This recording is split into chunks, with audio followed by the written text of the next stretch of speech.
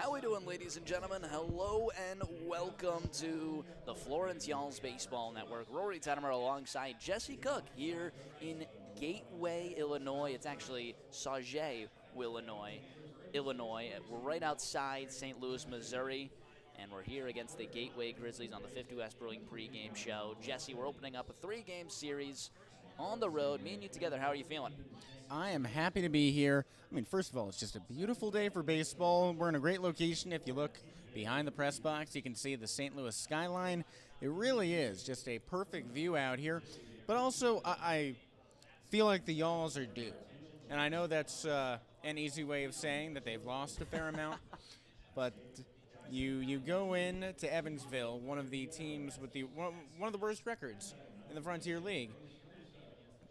Coming off of your seventh series win out of your first 8 in the second half, you start off with a 10-0 win and then let it slip. You're not in a good spot.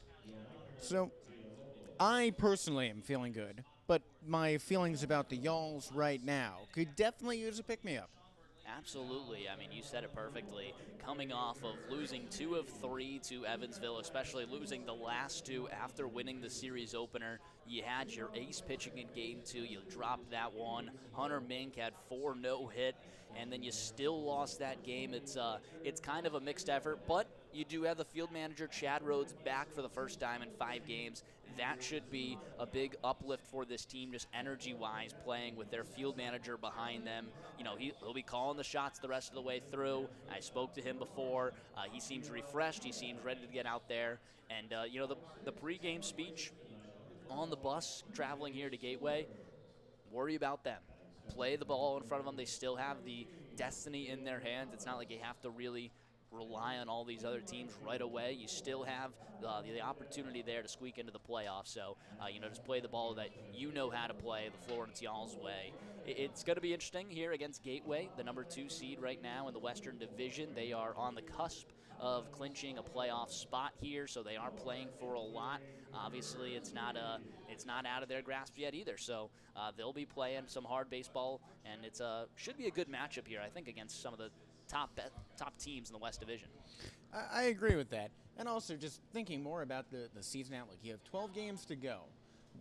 You can't think about the magic number when you're trailing for the last playoff spot, but you can think about the tragic number. Yeah. And that's up at 9. That means in 12 games, you have a chance to make that up, where between Lake Erie and the Y'alls, you need the Y'alls not to lose 9 games or Lake Erie not to win 9 games. And that sounds very doable to me.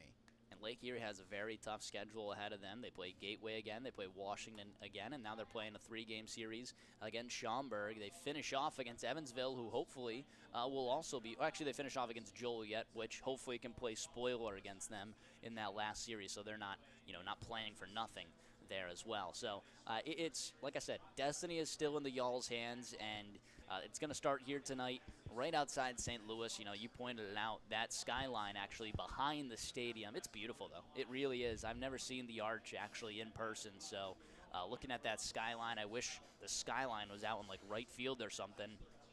But I can understand, the sun is setting right where it would be looking. So it is very, very nice out here. It's a stadium that we're not used to. So just take a look at the dimensions. Down left field, 318. That's still a very short porch. That's shorter than pretty much any stadium we've seen this season. But it does have, about a 20-foot wall as well. And then center field, 385. Right field is the kicker, 301 down the right field line. Apparently that's not accurate. Supposedly about 290, 295. Right field down the line, and then right center, it doesn't even peek out too much as well. So a little grass berm out there for what they call a Grizz bomb would be a home run here and only here, no other park in the Frontier League. And I think that's a pretty good advantage for a team that's 2 in the league in home runs. I agree, and that takes us to the Cintas key to the game. Keep your business safe, clean, and professional with help from Cintas. Visit us online at cintas.com today. For your lefty hitters, pull the ball. Your right-handed hitters, don't. Put it towards right field. You guys have power. You hit home runs. Do that. That is your best opportunity to do it. I mean, we've seen Y'alls players put the ball up high, and that is a steep, I think about 15-foot high fence from the left field corner into center field. But I think as long as you keep your wits about you, right field is the way to go. Yeah, and TJ Reeves honestly was putting it out of left field like seamlessly. It looked like it was just a piece of cake for him, and he has most of his homers to right center field, so we'll see how the Y'alls can play it. A wind is blowing out towards right field as well, howling out actually, so should be very good, and it's going to be all righties this whole series from Gateway, starting off with Colin Sullivan today. He does enter with a 7-5 record and a 3.8 ERA. He was 10-5 last year, sub-3 ERA at 269. Florence saw him back on June 29th in a 12-3 victory for Gateway. He fired 7 innings pitched, 4 hits, allowing just 1 run, no walks, and 8 strikeouts, one of his best performances of the season. 7 innings is where he's capped off. That's his season high. He's done that 3 times. His last time out against Lake Erie, a team that Florence has beat around, 5 2/3 innings pitched, 4 hits, no runs, 2 walks, 7 strikeouts. So he can get up there in that strikeout column, generally keeps the walks low, but also does a good job of preventing runs from coming in. His highest run outage happened 2 starts ago against Joliet, 6 runs allowed in 6 2/3 innings. On the flip side of things, the Y'alls will send out southpaw Yanniker Villalobos, a 4-7 record, and he enters with a 4.74 ERA. His last time out, 6 innings pitched, 6 hits, 2 runs, 2 walks, and 4 strikeouts against Windy City. That honestly wasn't even his best start against Windy City. 7 innings pitched, 3 hits, 3 runs, 2 walks, 12 strikeouts. So it's going to be interesting for the Y'alls today. Yanniker Villalobos, we're going to need vintage Villalobos, just a veteran presence here. If you can get some good innings from Villalobos, I think that the Y'alls will have a good chance to hit Sullivan and really just provide some good run support for their veteran on the mound. Someone who usually does not get a whole lot of run support. Yep. No, I mean, he's got the lowest on the team, or at least the lowest among qualified, I would say, a 4.71 run support for Villalobos this season. The average right around 6 on the season, 4.96 technically for this current 5, but 6 on the season. So it'll be interesting. It'll be interesting to see how things pan out. Let's take a look at the lineups here. First, for the away team, Florence Y'alls leading off back in the leadoff spot, the shortstop, Ed Johnson. Batting number 2, the first baseman, Craig Massey. He's playing on a road trip day.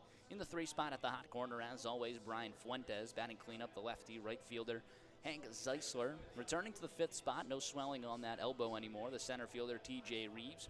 Batting 6th, the designated hitter, Zaid Richardson. In the 7th spot, the left fielder, Steven Hrustich. Batting 8th, the switch hitter, the catcher today, Sergio Gutierrez. And rounding it out will be that second baseman, Dalton Davis. I mean, when you get a guy like Dalton Davis, your lineup just feels a whole lot deeper than when he's in the leadoff spot. That's your 9-hole, and he's hitting over 400. Yeah, Davis has been on a tear, and I just can't remember any weak groundouts from him. No. Any weak pop-outs. Every out he's made has made a splash. His home runs travel far. He can tear the cover off the ball, and I think that's part of what makes the Y'alls so fearsome at this point in the season is they have a very well-rounded lineup. Now your manager's back. Get it done. Yeah, absolutely. We're listening to the 50 West Brewing pregame show. Let's take a pause here for our national anthem.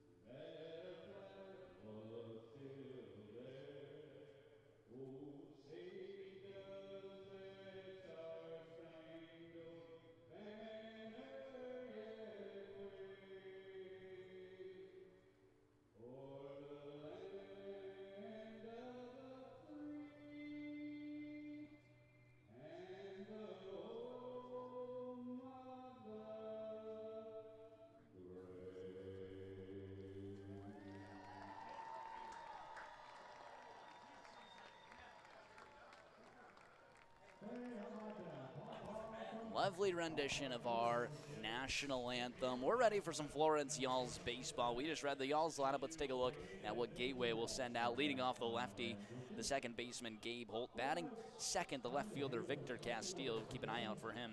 Batting third, the first baseman, the big man Pete Zimmerman. In the cleanup spot, the catcher Kevin Krause.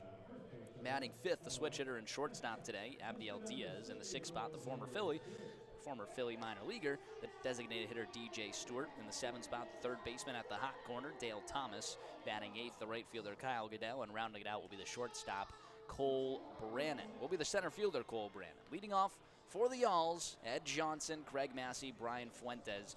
Due up here, top half of the first inning, taking on against Colin Sullivan, who enters with a 7-5 record.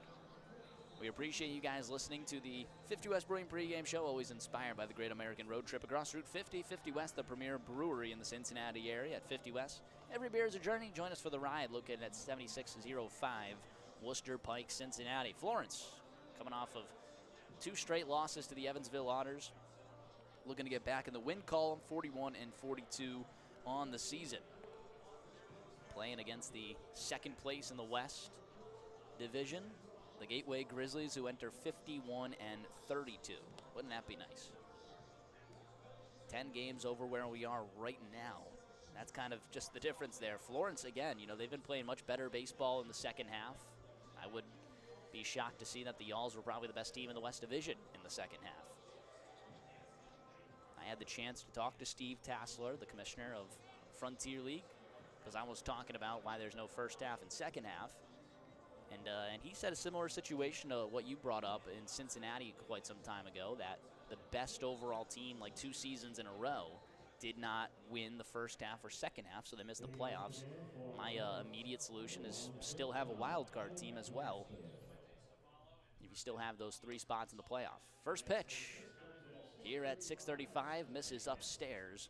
A 1-0 count to Ed Johnson in the righty batter's box. Y'alls in their full baby blues with baby blue caps. Grizzlies in the home whites, like navy tread sleeves, white pants, and navy caps as well. 2-0 count to Johnson.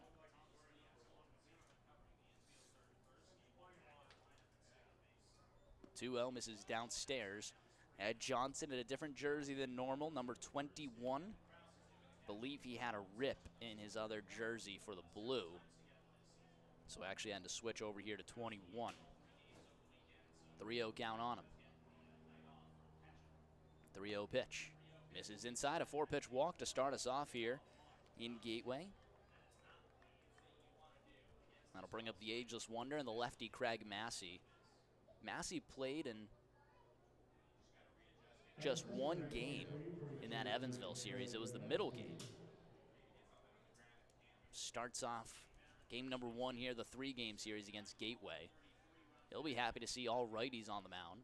First pitch to him, misses upstairs. 5 balls in a row started from Colin Sullivan. All turf field here at Grizzlies Ballpark.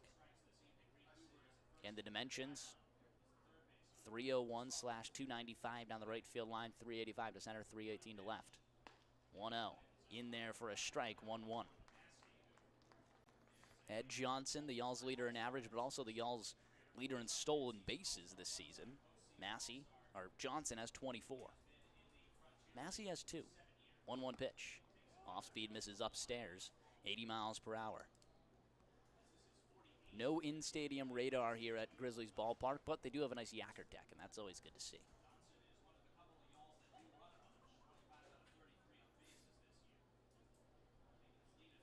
Johnson with a good lead. A great jump and a swinging miss there from Craig Massey. Stolen base number 25.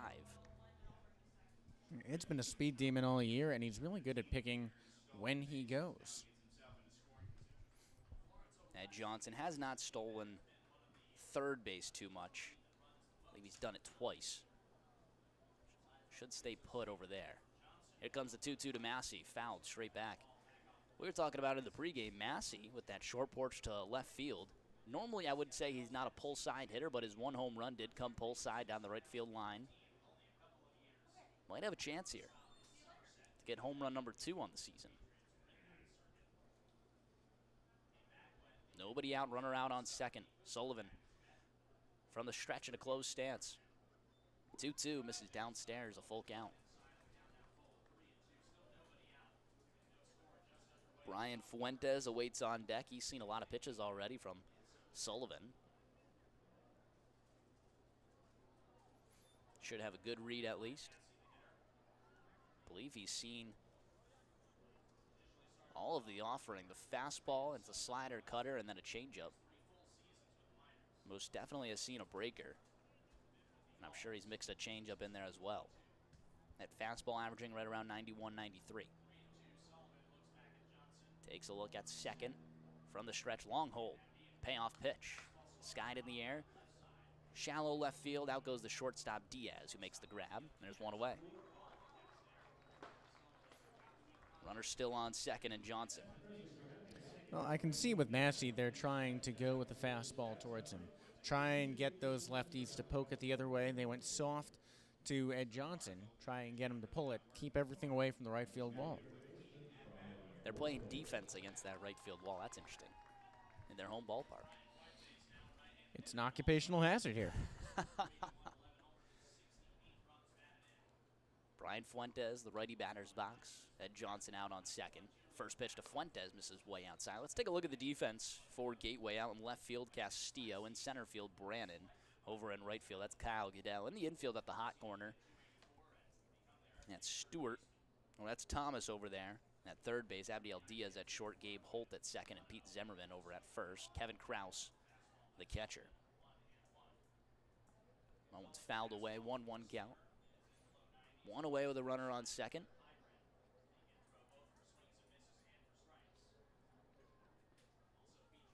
See a Y'all's hat in attendance. That's always good. I see it. Looks like an Evansville Otters hat. 1-1, swing and a miss on the off-speed outside part of the plate. 86 miles per hour. That looked like the cutter there. It's a 1-2 count now to Brian Fuentes. Fuentes, the Iron Man for Florence, had one hit in the Evansville series. That was his first at-bat, a two-run homer to open up game one. 1-2. Hard hit up the middle, and diving stop from Diaz. Throw on to first in time. Wow, what a play. Just saved a run there. Abdiel Diaz, we've seen him flash the leather against Florence at Thomas More Stadium. He carries it here over to Grizzlies ballpark. Runner on third, and a 6-3 on Brian Fuentes, retired. And he was already playing into a shift on Fuentes, too, so he had to travel even further than normal. Just laid out for it. Looked like he fell on the ball, too, like he was trying to keep it in front of him rather than catch it, but it wound up in his glove. Made the quick throw. That'll bring up the lefty Hank Zeisler with a runner on third and two away. Sullivan trying to get out of it. First pitch runs inside. Almost hits the Y'all's leader, and hit by a pitch is Hank Zeisler. Zeisler last time out, 0 for 4 with a strikeout. Him and Fuentes combined 0 for 8 with 2 strikeouts in that series finale against Evansville.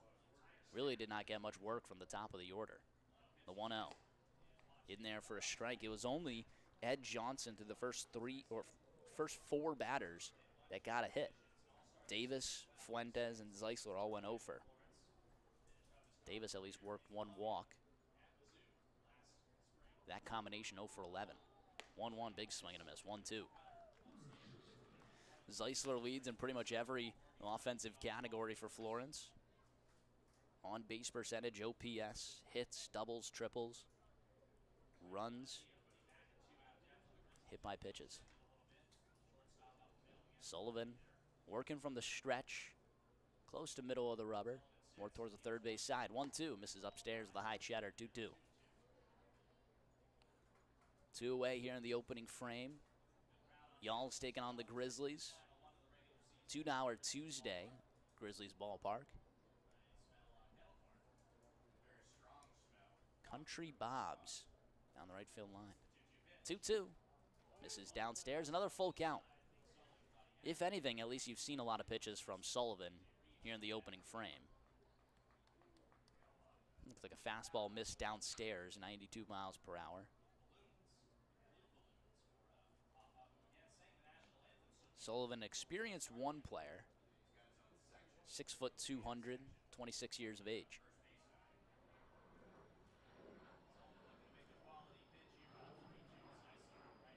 Here comes the payoff. Swing and a miss. First strikeout of the day for Colin Sullivan. He strands a runner at third in the opening frame here on Tuesday. Y'all's go down quiet and strand a runner in scoring position. The Grizzlies coming up to the plate here on Y'all's Baseball Network.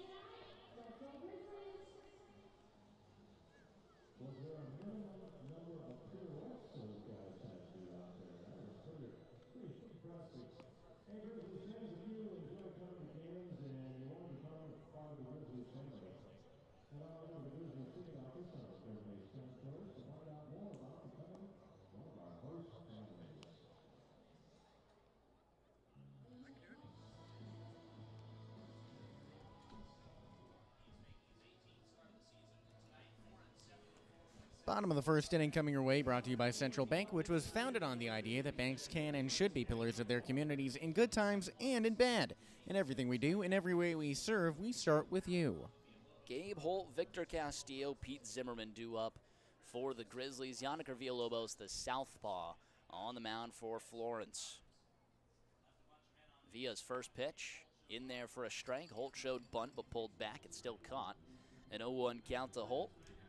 Open up the outing here for Yannick Villalobos, the veteran. Off-speed ground ball, two-hopper over to the shortstop, Johnson. Throw on to first in time. 6-3 on the put-out. 2 pitches, 1 out. Here in the bottom half of the first inning, that'll bring up another lefty in Victor Castillo. We have not seen Castillo yet this year. He's made 10 starts for Gateway and a 3.08 average in those 10 starts. That's 12 hits and 39 at-bats. No home runs yet. Still looking for his first there. 7 RBIs. First pitch in there for a strike. Villalobos comes out dotting right off the bat. 4-seam, 2-seam fastball, slider, and a change from Yannick Villalobos from the left side. Fastball misses outside.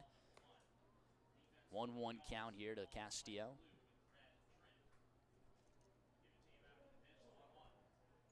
Off-speed misses downstairs, 87 miles per hour. Yannick Villalobos, a 4-7 record, 4.71 ERA, 4.74 ERA. That one catches the inside part of the plate for a strike. The team is 7-10 in games that he starts. This is his 18th start of the season, providing him 4.71 run support. 2-2, swing and a miss. That's his first strikeout of the day.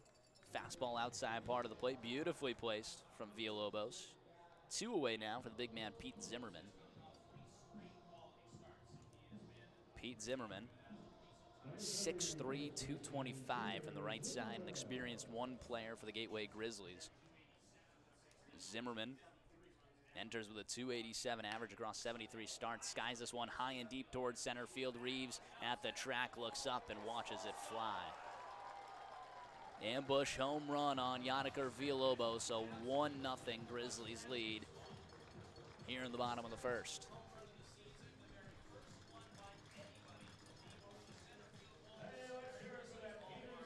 Well, that reminds me a lot of the opening to the Joliet series where the Y'alls were sort of rolling. That was the second time they were in Joliet, and then Villalobos allowed a ambush home run to Matthew Workington. And this one also goes to center field. here where that's 385 feet. I think that's the first center field home run hit at this ballpark this year. Yep. I would say those two are pretty comparable, Zimmerman and Workington. Both can hurt you at any time. First pitch to Zimmerman was right down Broadway. That one misses outside. It's a 1-0 count now to the batter, Kevin Krause. Still on the right side of the batter's box.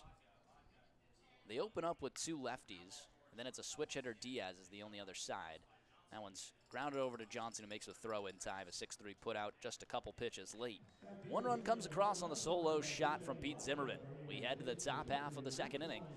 Y'all's trail 1-0 here on Y'all's Baseball Network.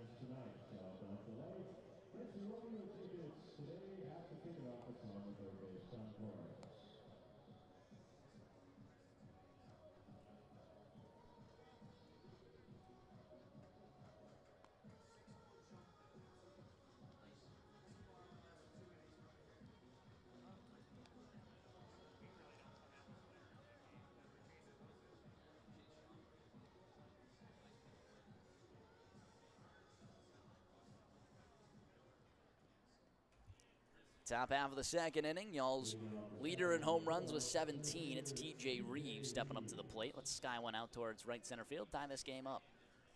Reeves, Richardson, Harustich due up for Florence. Big swing and a miss on pitch number 1 out of the right hand from Colin Sullivan. A lot of pitches in the first inning. Allowed just the one runner. It was Ed Johnson with a leadoff walk. Stranded him over at third. Picked up his first strikeout against Hank Zeisler to end the opening frame. 0-1 pitch. Cutter catches the outside part of the plate. It's an 0-2 count.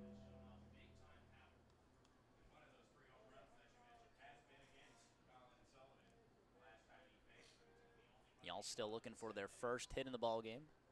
Here comes the 0-2, misses outside. 1-2 count. Reeves was absent from that finale game against Evansville after he got plunked in the elbow, and he had some considerable swelling there. Although I spoke to him today, he's feeling a lot better, and the swelling's gone down a lot. 1-2 ground ball right back to the pitcher. Flip on to first is in time. 1-3 on the put out of Reeves. Really does just feel like that time of year when the injuries start to pile up. It's very promising to see guys power through it like TJ. I mean, sure, ground out's a ground out. The bat didn't cooperate with him, but his swing looked pretty good. And he actually has the elbow guard on now. He didn't like the way he was hitting with the elbow guard, so that's why he didn't have it on when he got hit. And, now you're kind of forced to have it on after getting one right to it.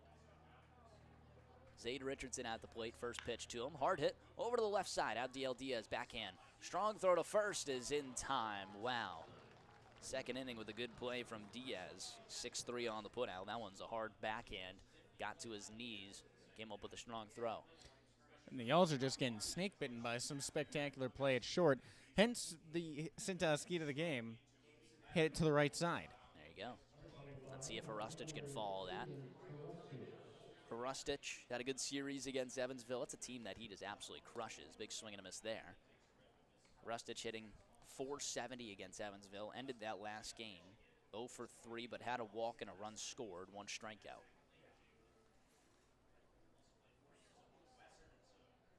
The 0-1 pitch. Popped up right side in foul territory. Zimmerman is coming in on it. Camped under, now goes back, but still makes the grab. And that will end the inning. Y'alls go down 1-2-3 quietly against Colin Sullivan in the top of the second inning. We head to the bottom of 2. Y'alls down 1-0 here on Y'alls Baseball Network.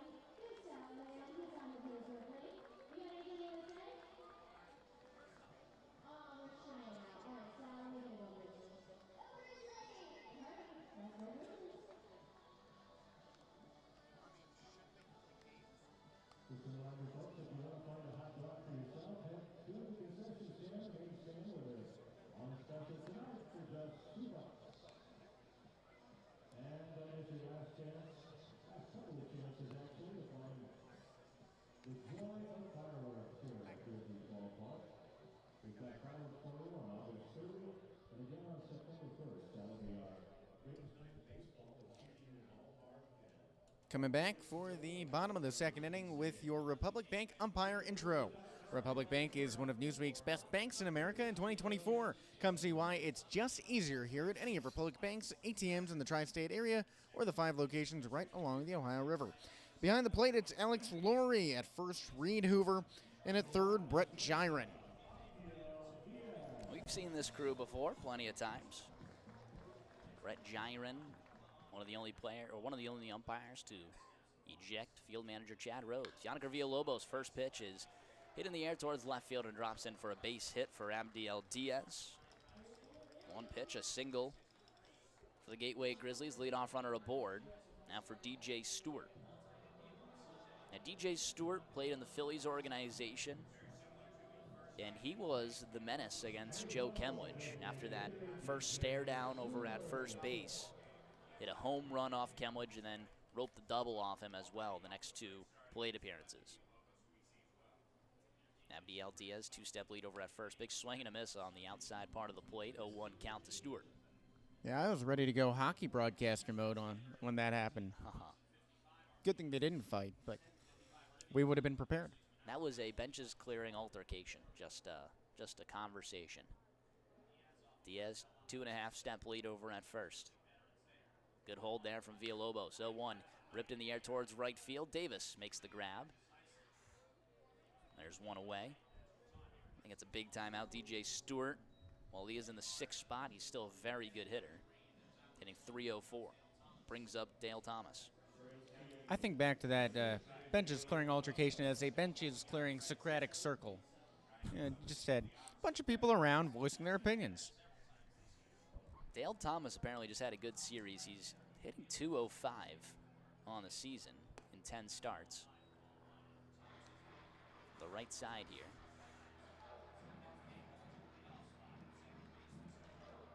It's a 1-0 count on him. Diaz careful at first. The 1-0 pitch misses outside. 2-0. Y'all's in those all baby blue jerseys. Chad Rhodes' least favorite look is the all baby blue Smurf.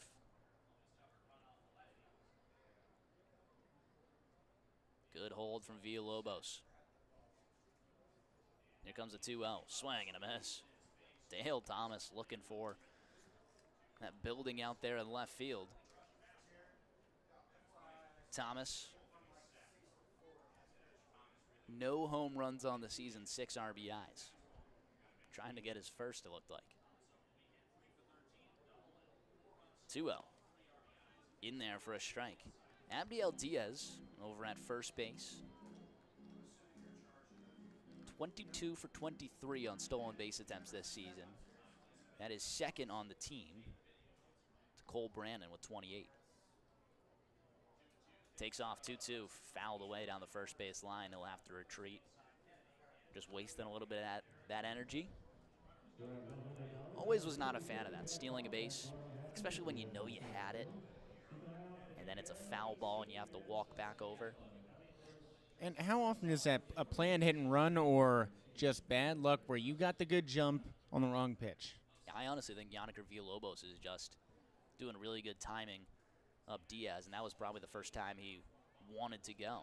I don't know if that was a design hit and run, but would have been interesting with 2-2. Here comes a 2-2 again. Fouls off the off speed. Diaz was held put over at first.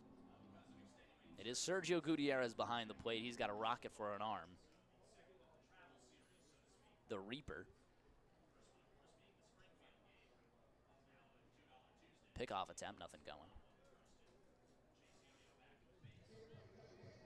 Villalobos doing a really good job switching up his looks, switching up his holds. Something that, a true veteran will know. That's something that's just oh so important in holding runners on. 2-2. Foul down the first base line over onto the concourse. Good stadium atmosphere. I always like when the concessions are actually visible on the concourse. It's just more of that MLB stadium feel. Bossy field, they're all downstairs or behind the field. Another one sky down the first base line. Runs out of room again. But there's a decent amount of stadiums that actually have their concessions behind the field, which is always weird. You probably saw it at Washington as well. Yeah, that's what makes me love Thomas More Stadium is you can go onto the concourse, grab your food, and grab your seat and see it all. Yeah. Yeah, but Washington, you got to go around the bend. Yep. Here comes a 2-2. Fouled away again. This is about to be a 10-pitch at-bat. Yeah, Dale Thomas doing a good job battling here with Yannick Villalobos. They have the famed Crazy Burger here, the Donut Burger, which is actually a burger also at the Big E. I've spoke about that before, the Eastern States Expedition.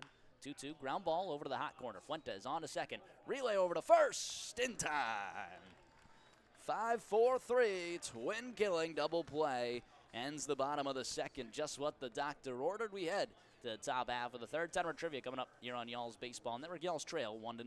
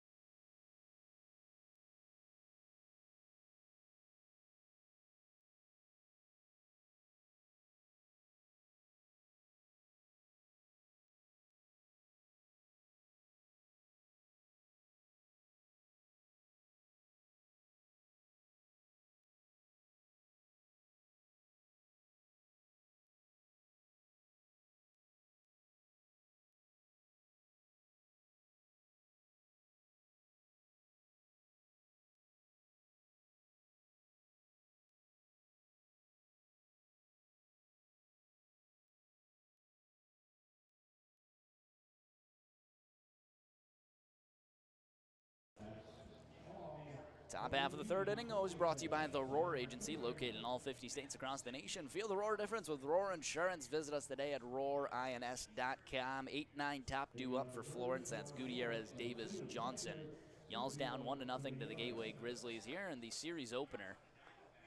Sauget, Illinois. Is that it, Sauget, Illinois? It is Sauget. I learned that today. Sauget, S-A-U-G-E-T, Sauget, Illinois. Well, it's weird for us coming from Massachusetts where you have Saugus. Yes, Saugus. 1-1 count to Gutierrez. Here in the top half of the third, we always play Tettemer trivia. Way it works, I read a question top half of the third, give you guys the answer in the bottom half. You have the option to play along. Head on over to Twitter. 1-1 misses inside 2-1. Twitter handle rtettemer9, that's RTETTEMER9, or Florence_y'alls. The question is live. Chime in the comment section. I'll shout you out on the broadcast. From the stretch, Sullivan, the 2-1. Ripped down the first baseline, but well foul. Let's get to the Tettemer trivia of today, August 20th, 2024. Paul Skeens is the front runner for the NL Rookie of the Year this season. I want to know, who was the last Pirates player to win this award? Paul Skeens, front runner for the NL Rookie of the Year. Who was the last Pirates player to win the Rookie of the Year award? That is your Tettemer trivia. Head on over to Twitter and get that comment in the comment section. I'll shout you out on the broadcast. 2-2 misses outside, a full count to Gutierrez in the lefty batter's box. I mean, immediately I'm thinking, did O'Neal Cruz win it? I don't remember him doing it. And frankly, I don't know if Clemente won. I think he would have. But who knows? Here comes the payoff pitch, swing and a miss. Second strikeout of the day for Colin Sullivan. First out away here in the top half of the third. You have until 2 outs in the bottom half of the third to get that answer in. So you're asking the last bucko to win NL Rookie of the Year. Yes. Now, why Pirates? Just because it's Skeens? You know, we are a Cincinnati team in the St. Louis area. Just Skeens. Skeens obviously is the front runner to do it. I guess I would ask, the Padres. Jackson Merrill, I would say, is his only competition this year. But Skeens, I feel like, he was the all-star There's no starter. competition, Rory. He's the all-star starter for the NL.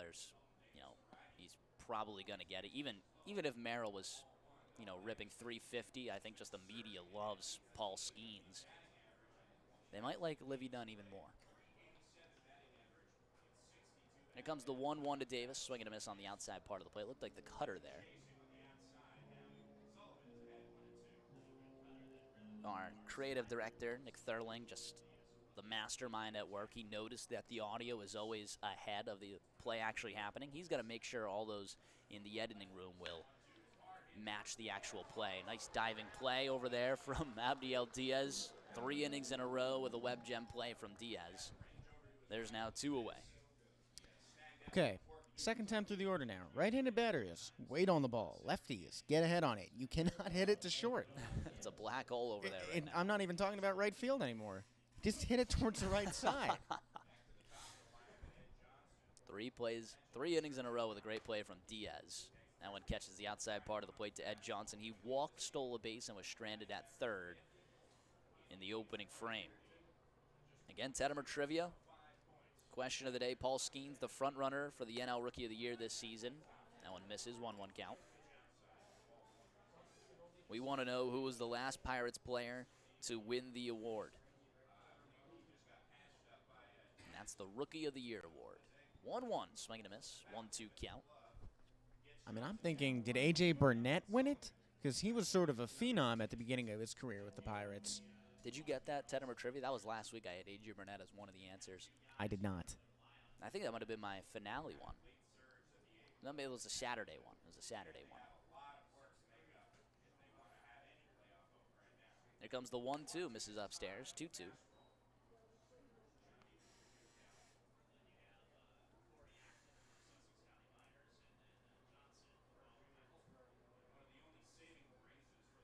Two count, bases empty, 2 away. Here comes the 2-2 pitch. Rips it in the air towards left center field. Well hit. Brandon going back at the track and makes the grab right in front of the wall.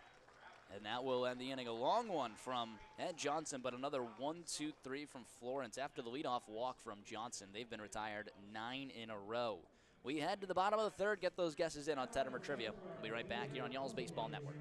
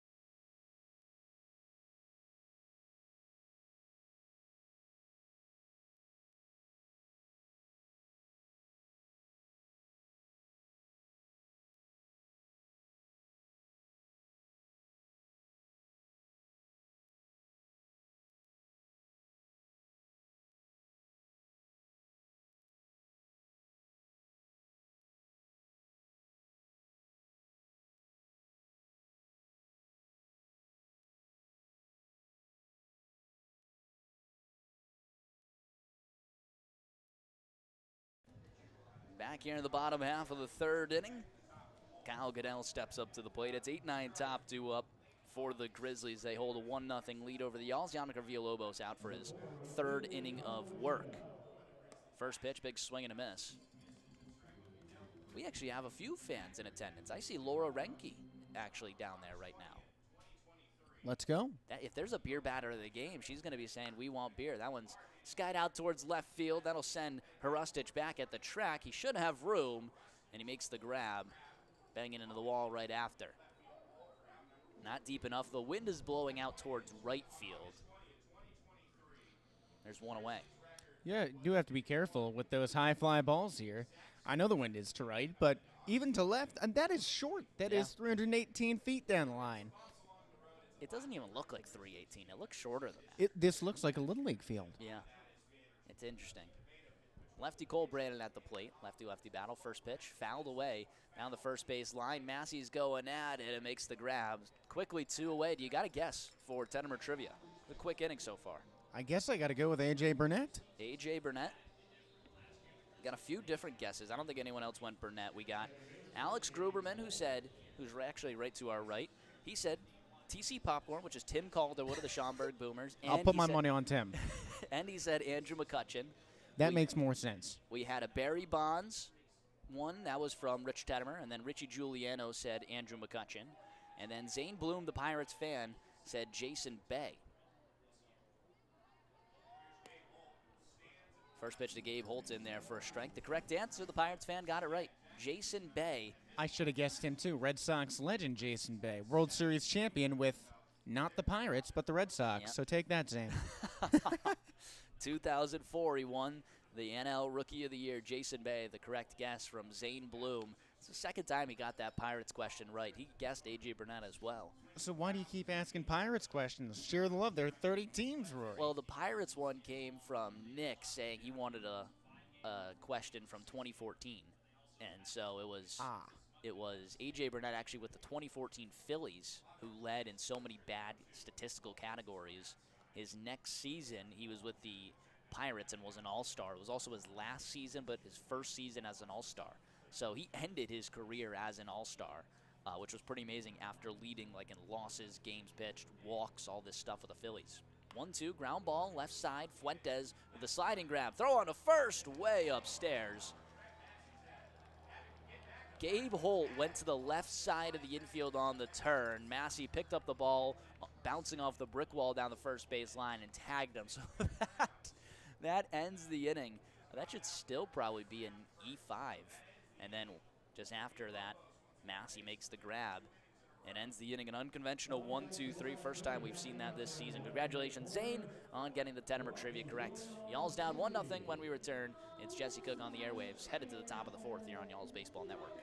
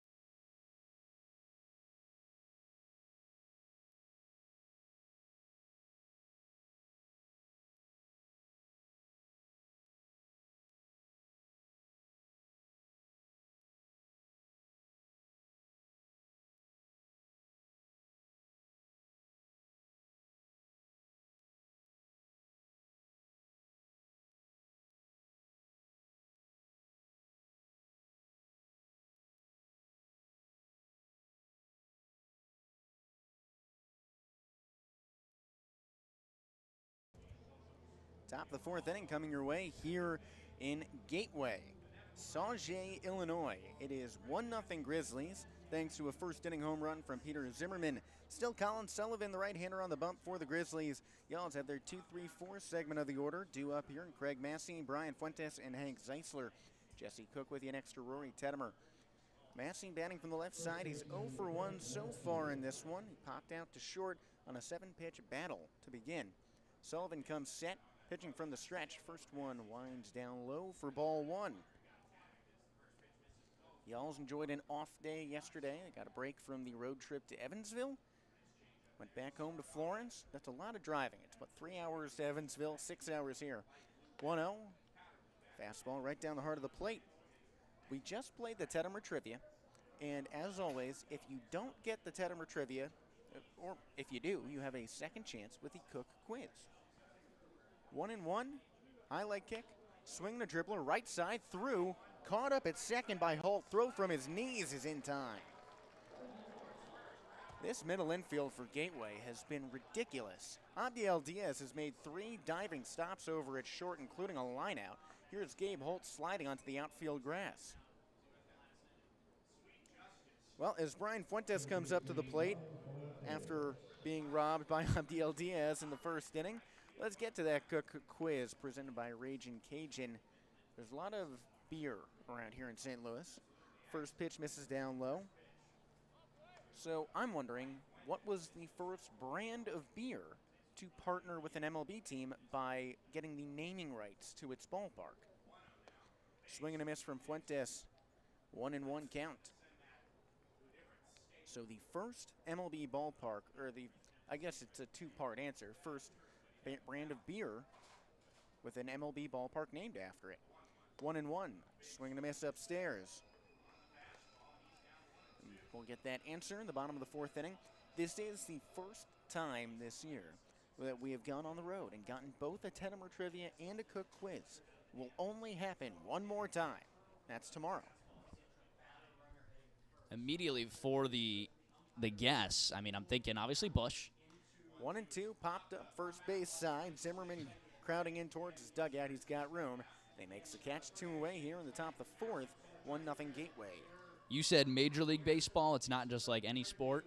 Major League Baseball. Major League Baseball. So I can only think of Busch and Coors from Colorado as well. Well, those are 2 teams that are currently in ballparks with a beer for its name. But remember, baseball and beer have a very intertwined history going back over 100 years. And I'm looking for the team here, huh? Hank Zeisler watches one downstairs and low. Team and brand of beer. But I'll give you credit if you get I have to one. do the team and the brand? I'll give you credit for getting one half of it, I guess. 1-0, swing and a miss, high and inside. Zeisler at the plate after a full count strikeout last time up to end the first inning. Y'alls have not had a base runner since Ed Johnson walked to begin the game. They're the enemy, so I'll say it. It's a no-hitter so far. 1-1. Swinging a dribbler out to second. Holt has at his head off a high bounce. Throw to first is in time. Well, again, third inning in a row. Y'alls go down 1-2-3. They are snake-bitten and without a cure heading into the bottom of the fourth inning. But on the bright side, we'll get the answer to that Cook Quiz. Don't go anywhere.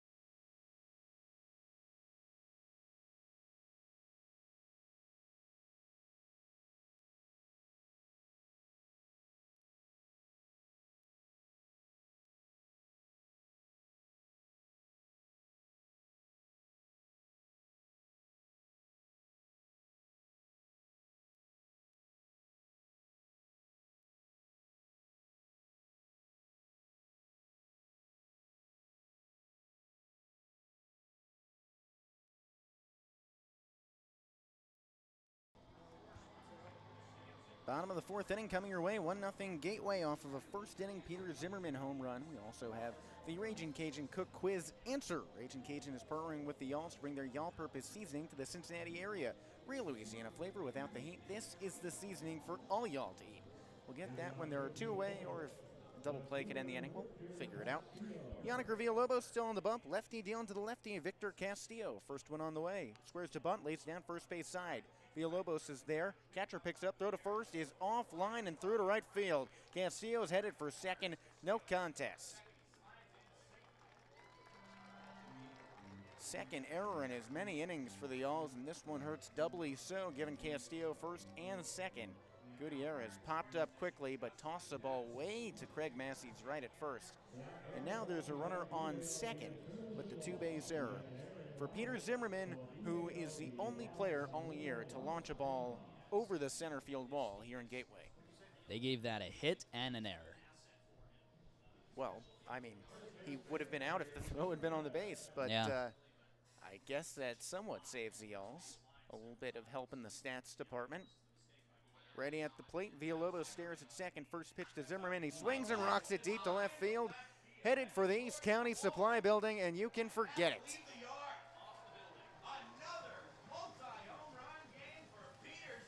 Peter Zimmerman has his second home run of the game, and it goes off the company building. He's seen two pitches. First pitch swinging both times. You're absolutely right.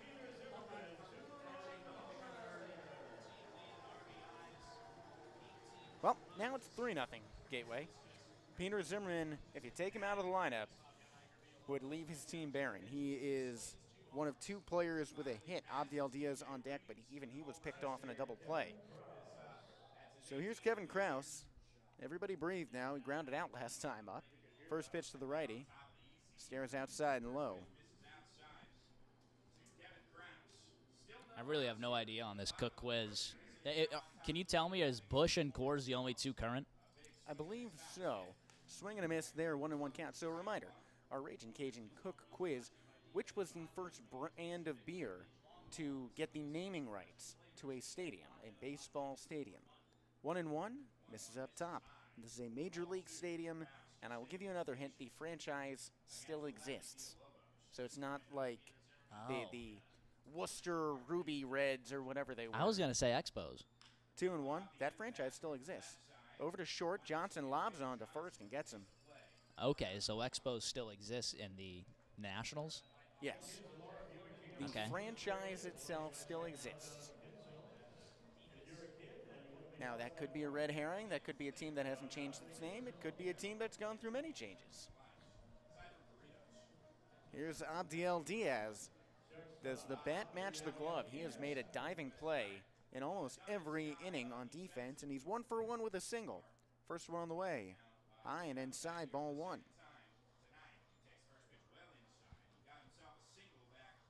And I asked this question because I went on a tour of the Anheuser-Busch factory today. That is my favorite part of St. Louis so far. That pitch is called a strike low and inside, so it got me thinking about baseball and about beer. 1-1, swing and a miss, low and inside. But I will tell you the one downside of the tour, the Clydesdale horses were filming a commercial, so I could not go see them. Huh. You seen Clydesdales before?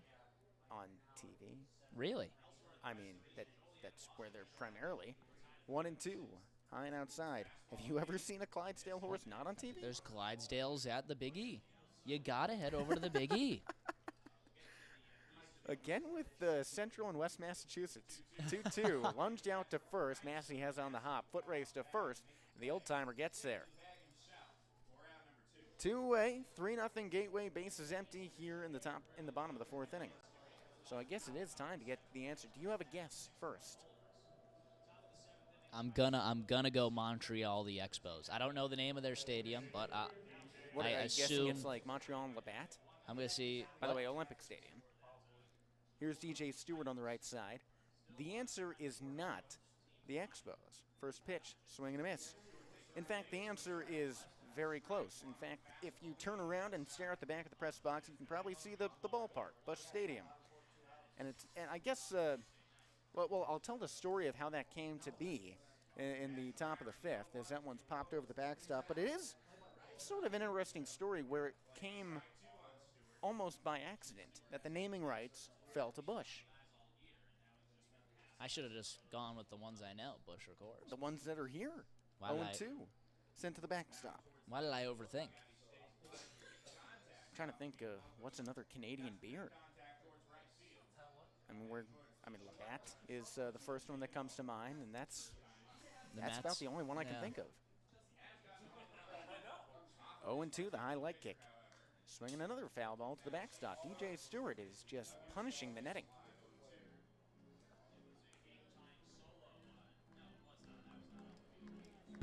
Now, I did mention to the people at the Anheuser-Busch factory that my favorite beer is Narragansett, which is a New England beer. Tastes like home. 0-2 again. Swing and a miss. Ties him up low and inside. Ball popped out of Gutierrez's mitt, but Stewart doesn't even try out. 5-pitch strikeout puts a cap on a somewhat dismal inning for Villalobos. Peter Zimmerman clearly has his number tattooed. 3-0 Gateway.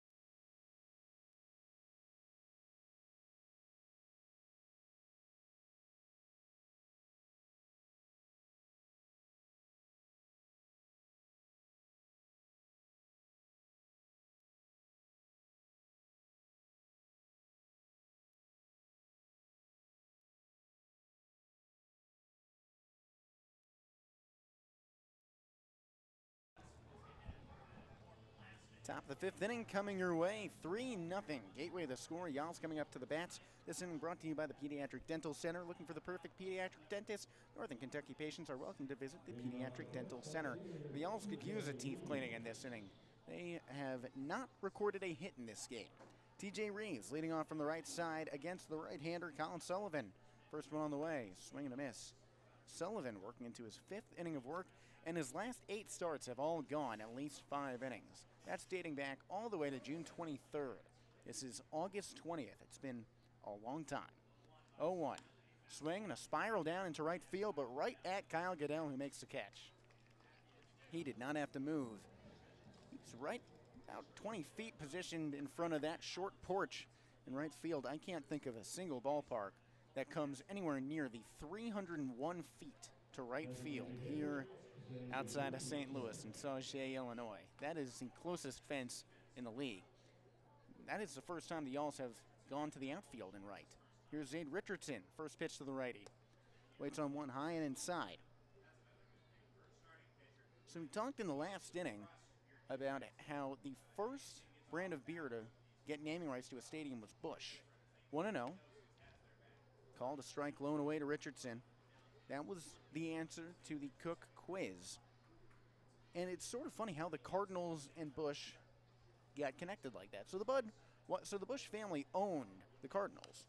1-1 sent to the backstop foul. And they wanted to name the ballpark. They wanted to rename Sportsman Park to Budweiser Stadium, and Major League Baseball would not allow it. And it's deep a history as baseball and beer have together. Baseball and the temperance movement have just as long a tail.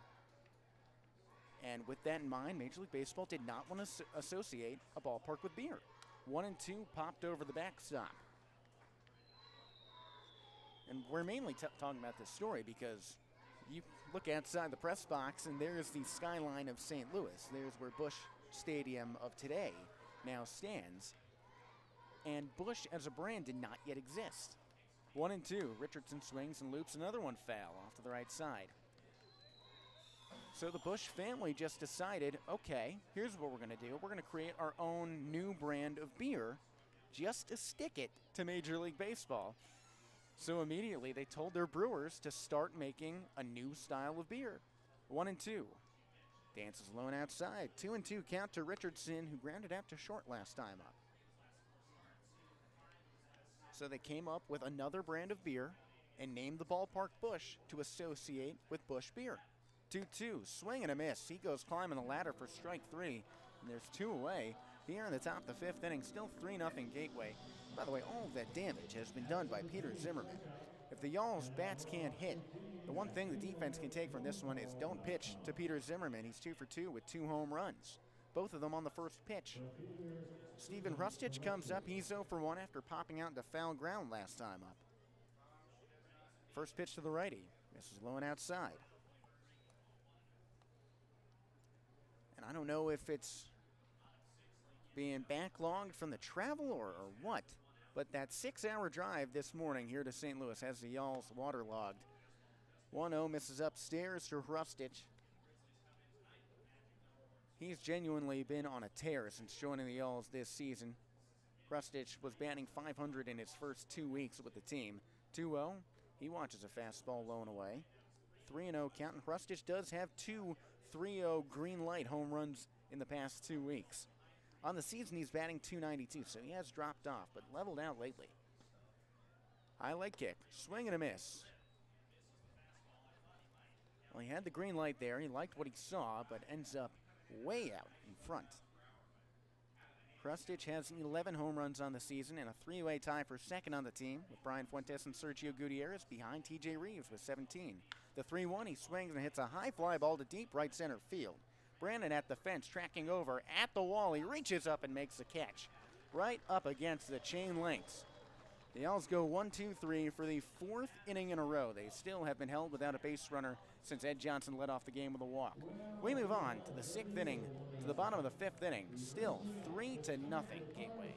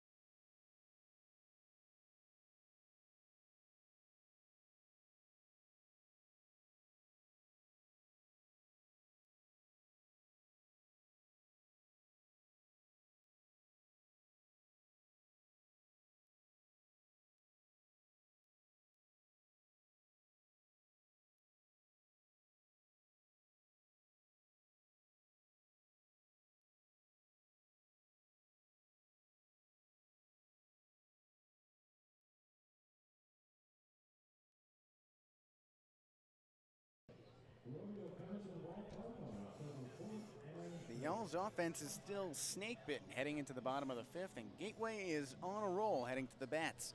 3-0 Grizzlies the score, and it's 4-0 in the hits department. Jesse Cook with you next to Rory Tettemer. Yannicker Villalobos still on the bump, his 5th inning of work. He has only allowed 4 hits in this game. It's just that 2 of them have been Pete Zimmerman home runs. Here's Dale Thomas leading off, first one to the righty. Watches a fastball low and inside for ball one.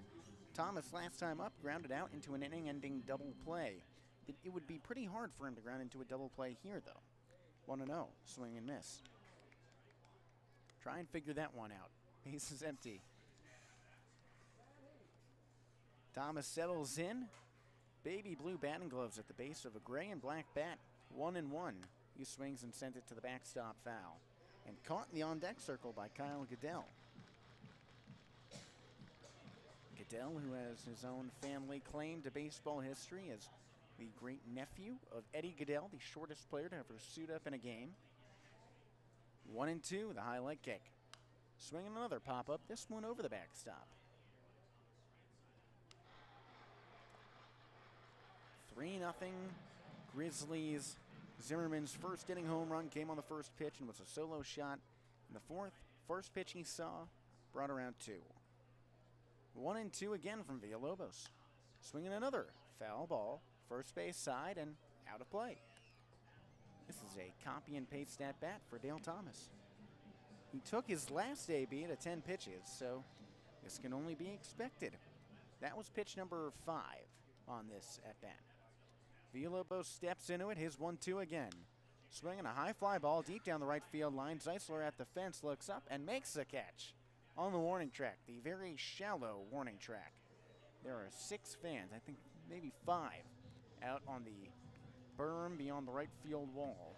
All of them eagerly waiting a Grizz bomb, which, as Rory alluded to earlier in the game, has been described as any home run that lands on the little stretch of grass beyond the right field fence.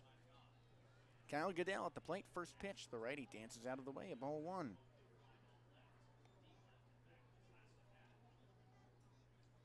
And that Grizz bomb term is unofficial but coined by the Gateway broadcast crew. 1-0, sails upstairs. 2-0 count for Kyle Goodell.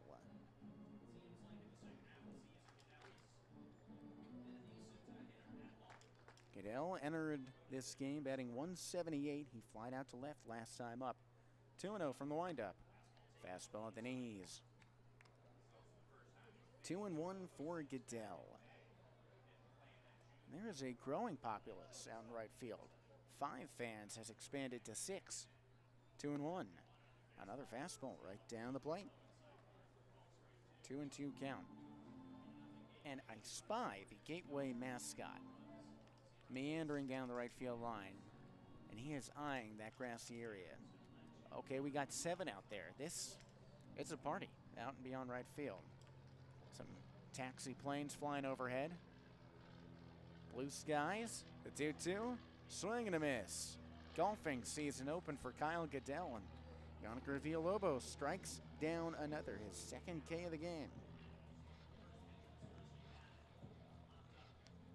Here comes Cole Brannon at the plate. Last time up in the 3rd, he popped out to first base. Craig Massey tracked that ball down over the open bullpen. We're seeing a lot of those on the road. You also have a close-off pen at home. First one to the lefty. Front door curve falls for a strike. And that really does make things a lot easier on us in the broadcast booth because we don't need to use binoculars to see what's going on out there. 0-1. Fastball at the knees. We saw this in Washington and Joliet, where they had the open bullpen down each foul line. Anyone out there in danger of being in play. The 0-2, high and outside. And I might be in the unpopular group that sort of likes it, because it gives you that Astrodome feel where you had the hill in center field. I love those quirks. 1-2, he lunges and pokes into shallow left field, but right at Hank Zeisler, he doesn't move. 3 up, 3 down in the bottom of the 5th inning. 3-0 Gateway. Y'all's headed back with 8-9-1 due up in Gutierrez, Davis, and Johnson when we come back on the Y'all's Baseball Network.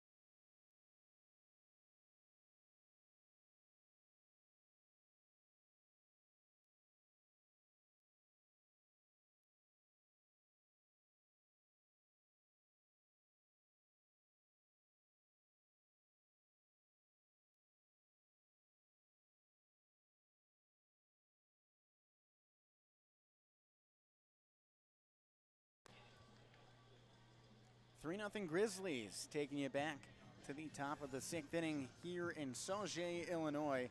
And the Owls are still hitless. There have only been 2 no-hitters in the Frontier League this season, both of them in the first half. And Jack Eisenbarger no-hit Les Aigles de Trois-Rivières.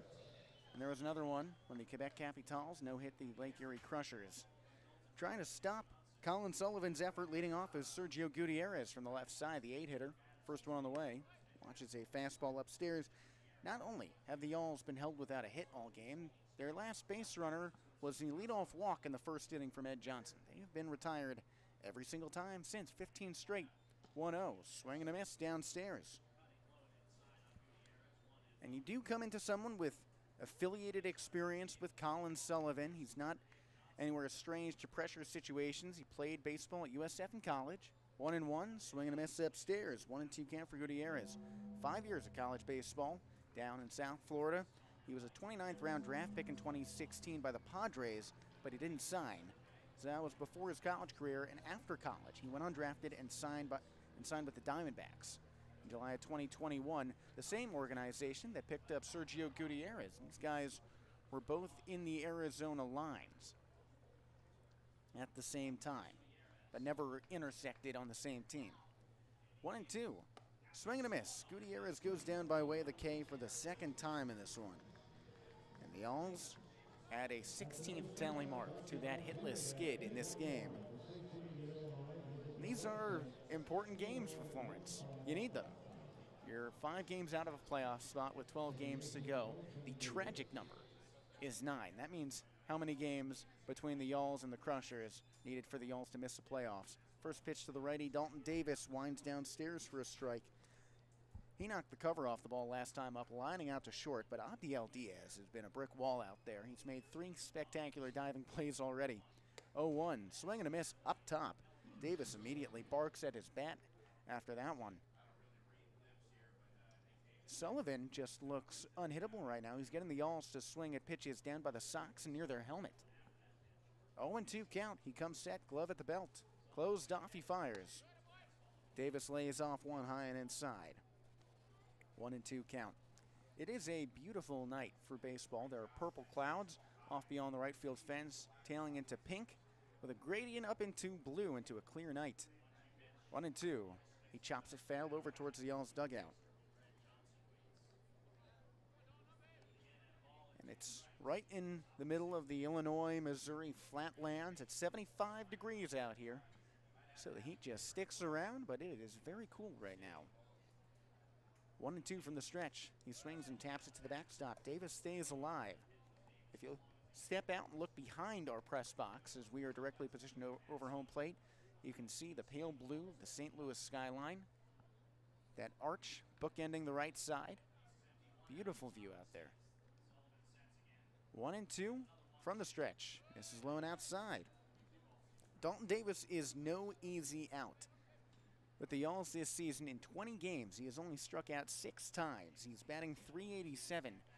6 strikeouts in 20 games means less than one strikeout less than every series. 2-2, he pops over the backstop again. Or correction, that means he strikes out just about once a series, maybe more. It is very difficult to retire Dalton Davis, who stays persistent at the plate. Even in that righty box, 2-2 count from the stretch. High and outside, full count. This is the type of at bat from Dalton Davis that would knock Colin Sullivan out of this game if he was going to go for the full no-hitter. I think if there's any chance it'd be combined, but he's at nearing 80 pitches right now. Well, here you go, the 3-2. He swings and lunges it down the right field line, hooking towards the chalk and foul. With that short porch in right field, that could have been gone if Davis straightens that one out. But now, like you said, it's a long at bat. This is about to be pitch number 10. Yeah, so now he's at 81 pitches. It is a long night to be Colin Sullivan.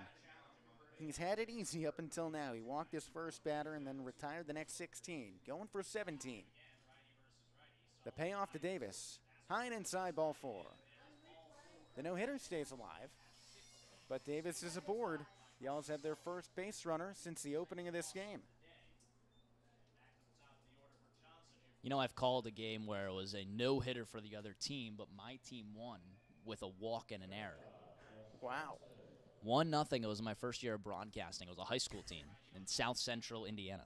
Here's Ed Johnson batting from the right side. First pitch. Misses low and outside.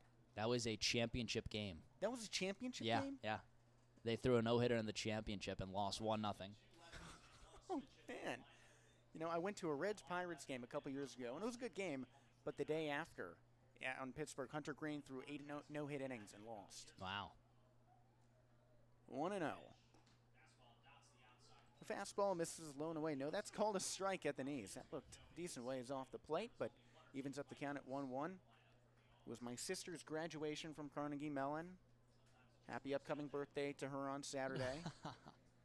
1-1.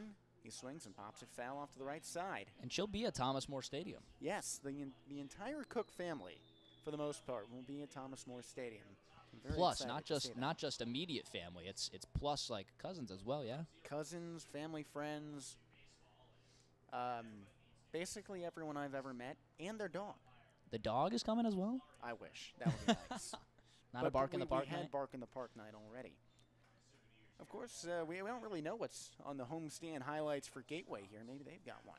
We'll have to see some St. Louis pups. 1-2. Again, Sullivan from the stretch. This is downstairs. 2-2 count for Ed Johnson. When it comes into contact with a two-strike count, he's batting up near 300. He's got a 279 batting average and counts with 2 strikes. That is the best among qualifying players on the Owls.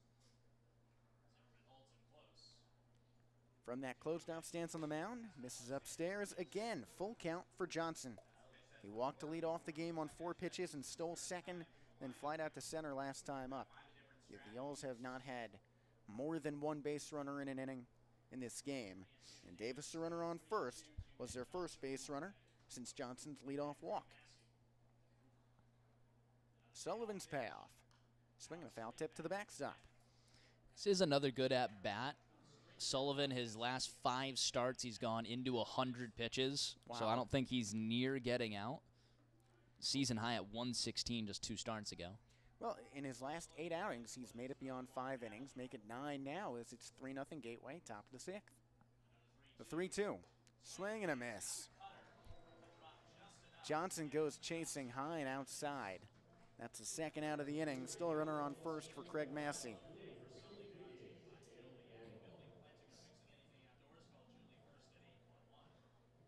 Four strikeouts on the game for Sullivan. 2 in this inning.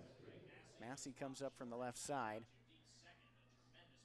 Popped out to short and grounded out to second last time up when Gabe Holt went sliding into the outfield grass. First one on the way. Waits on the fastball above the belt. And Rory, I guess you didn't get the full story with Busch Beer being the first team to be the namesake for a ballpark. But Major League Baseball did not want to sell under the name Budweiser. They did not want a ballpark named after beer. 1-0, misses high and inside. So I believe it was August Busch then decided, okay, I'm going to be petty here. We're going to buy it under the family name of Busch, and we're just going to tell all of our millers to go and make this new brand of beer, and we'll release Busch Beer. 2-0, pops straight up behind the mound. Coming in from third is Thomas, who makes the catch underhand. Y'all still hitless through 6. Colin Sullivan, if he can't finish history in 9 innings, he's at least trying to start it. 3-0 Gateway. Moving on to the bottom of the 6th.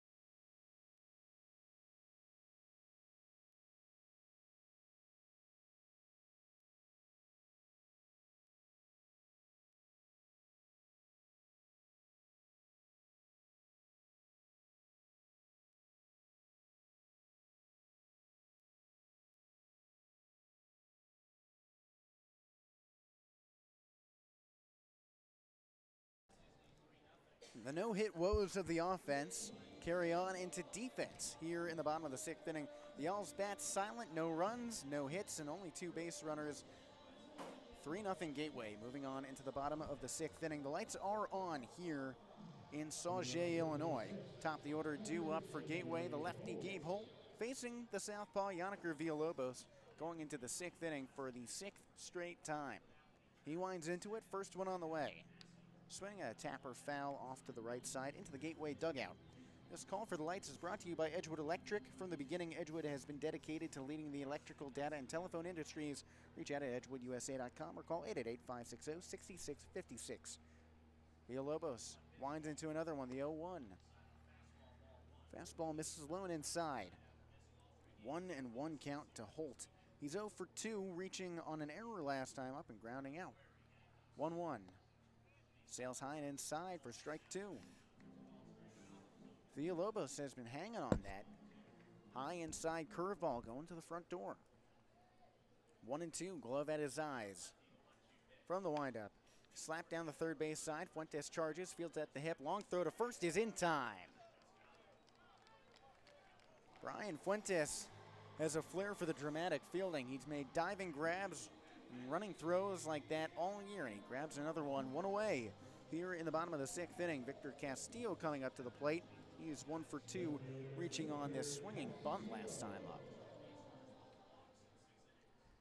That is one of the 4 hits that Villalobos has allowed. He sends one to the lefty. Fastball at the belt. 2 of those hits have been Peter Zimmerman home runs. Both of those have come on the first pitch. He's waiting on deck. 0-1. Sends it down the third base side and just foul. Sort of a lunging swing from Castillo there. Victor Castillo entered this game as the 3rd highest batting average on the team. Of course, this is game number 11 for him. He joined Gateway after starting the year with the New England Knockouts. And I'd say he made an upgrade. Gateway is 4 games shy of a playoff spot, shy of clinching one. That's their magic number. New England has the worst record in the league.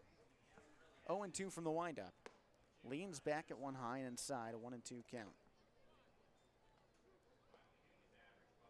Talk about being knocked off the junk wagon and into a limo. He swings and misses at the 1-2. 2 away now. I mean, you're riding in the back of the garbage truck, record-wise, and then you fall off and just land into a golden palace with a team that's in the playoff race. That's no offense to New England. It's their first year. 2 away for Peter Zimmerman. First pitch. Finally lays off one. Strike 1. I mean, New England is a fine club. It's just that you're going from a team that's nearly 40 games below 500 to one that almost assuredly will make the playoffs. 1-1 count. And you also have seen Joe Kemledge go from Florence, a team in the playoff race, to New England. 1-1. Swinging a dribbler out to second. Easy work out there. Throw on to first is in plenty of time. Dalton Davis makes the play, and we move on to the 7th inning. The Owls bats have got to do some talking. They are no hit through 6, down 3-0.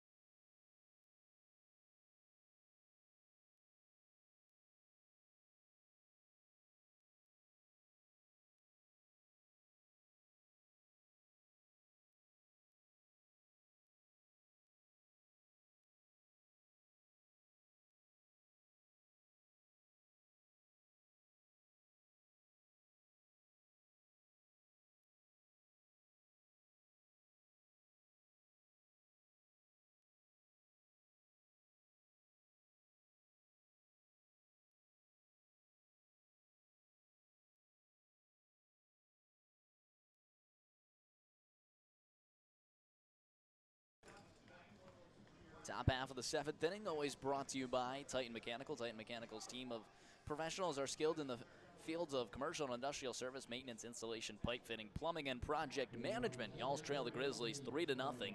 Brian Fuentes, Hank Zeisler, TJ Reeves due up for the Y'alls. 3-4-5. They're currently being no hit to Tommy Sullivan, or Colin Sullivan, who's still out on the mound. First pitch missed upstairs. Sullivan has allowed 2 walks, 2 runners aboard. One last inning, and then the leadoff batter of the game, Ed Johnson. That one's fouled away. Is fooling Florence hitters through 6 innings so far. What's unfortunate is that Yoniker, aside from 2 home runs, technically 2 pitches to Peter Zimmerman, is not having a bad outing. 3 runs allowed across 6 innings and 4 hits. He's done very well. That one misses inside, 2-1 count. Sullivan trying to figure out where that one went or where that missed. You never want to argue with the umpire, especially when you're on the cusp of no-hitter. 2-1, hard hit right over to the third baseman, Thomas, who just puts up his glove and makes the grab. That's a hard hit ball from Fuentes, his second hard hit ball of the day, but just some great defense from Gateway so far. Well, this is how no-hitters happen. Luck like that. I mean, you think of Mark Burley's perfect game. Doesn't happen without Dwayne Wise going over the center field wall and making that spectacular catch. You need the improbable and the impossible to happen in games like this. The Y'alls are just getting snake bitten by bad luck. Hank Zeisler will step up to the plate.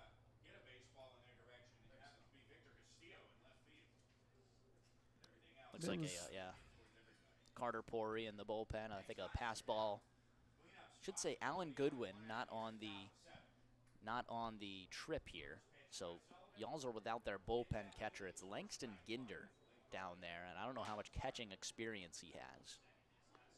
So technically not really his fault. Just out there being an athlete and catching, pitches of 90 miles per hour can't be easy. 0-1, misses upstairs. 1-1 to Zeisler. Zeisler today 0 for 2 with a strikeout and a ground out to second. His first at bat since the 4th inning.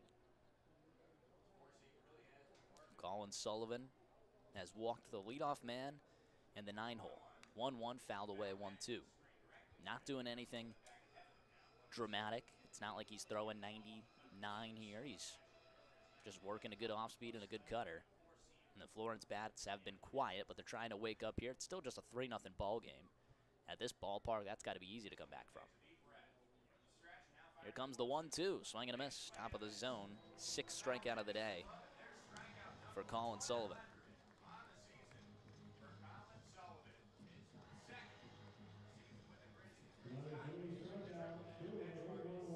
Strikeout 100 on the season for Colin Sullivan. That's a lot, and it feels like he's gotten a decent amount of those in this game. It'd be the most amount for any Florence Y'alls pitcher. TJ Reeves steps up to the plate. First pitch misses downstairs, 1-0. Who do you think breaks it up?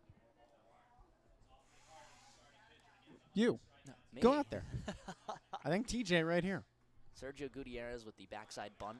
That one skied out towards center field. Brandon doesn't have to move an inch. Makes the grab. Another 1-2-3 inning. Y'alls are being no hit through 7. And that's right around 90-plus pitches for Colin Sullivan, but no one in the bullpen.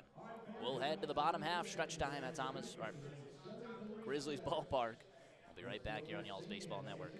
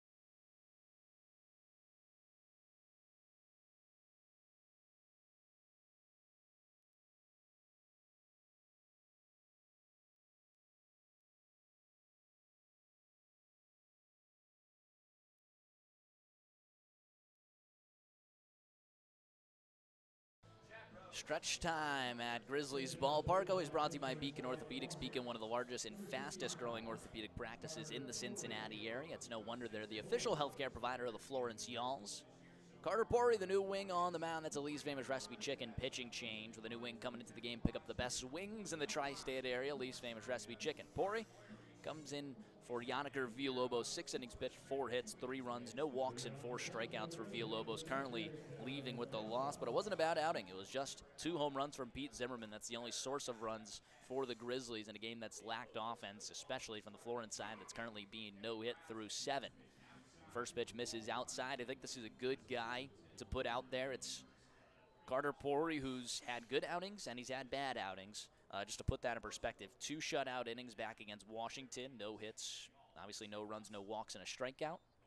That would qualify as a good inning, but then he's also had an outing of a third of an inning, 3 hits, 7 runs, 4 walks, and no strikeouts. So he's gone either way, and I think this is a good test outing just to see if Florence can actually stay in this game. Currently down 3-0, 1-1 count to the batter, Kevin Krause, the 1-1 pitch. Oof, looks phenomenal, misses just a little bit outside. That's Alex Lowry behind home plate. We've seen him have his struggles there. That strike zone all over the place. 2-1 count from the stretch, the 2-1 pitch. That one's way outside, 3-1. Carter Pori has that kind of 3/4 sidearm angle.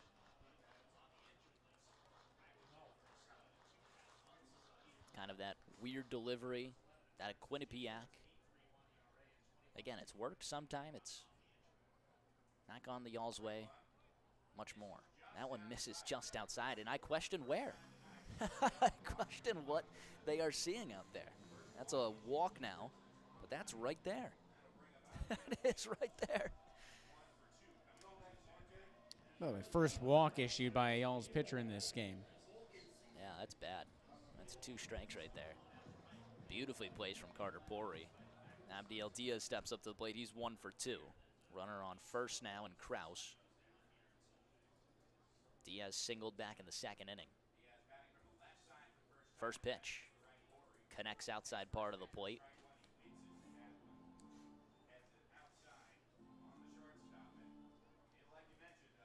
It's an 0-1 count. Diaz from the left side against the righty, Carter Pori, was hitting from the right side against the lefty, Yannicker Villalobos. 0-1, misses downstairs. 1-1 count. Carter Pori's stats on the season, 21 and 2/3 innings pitched. He's given up 22 hits, 21 runs, 20 of them earned, 18 walks, and 18 strikeouts. Pretty consistent all the way through.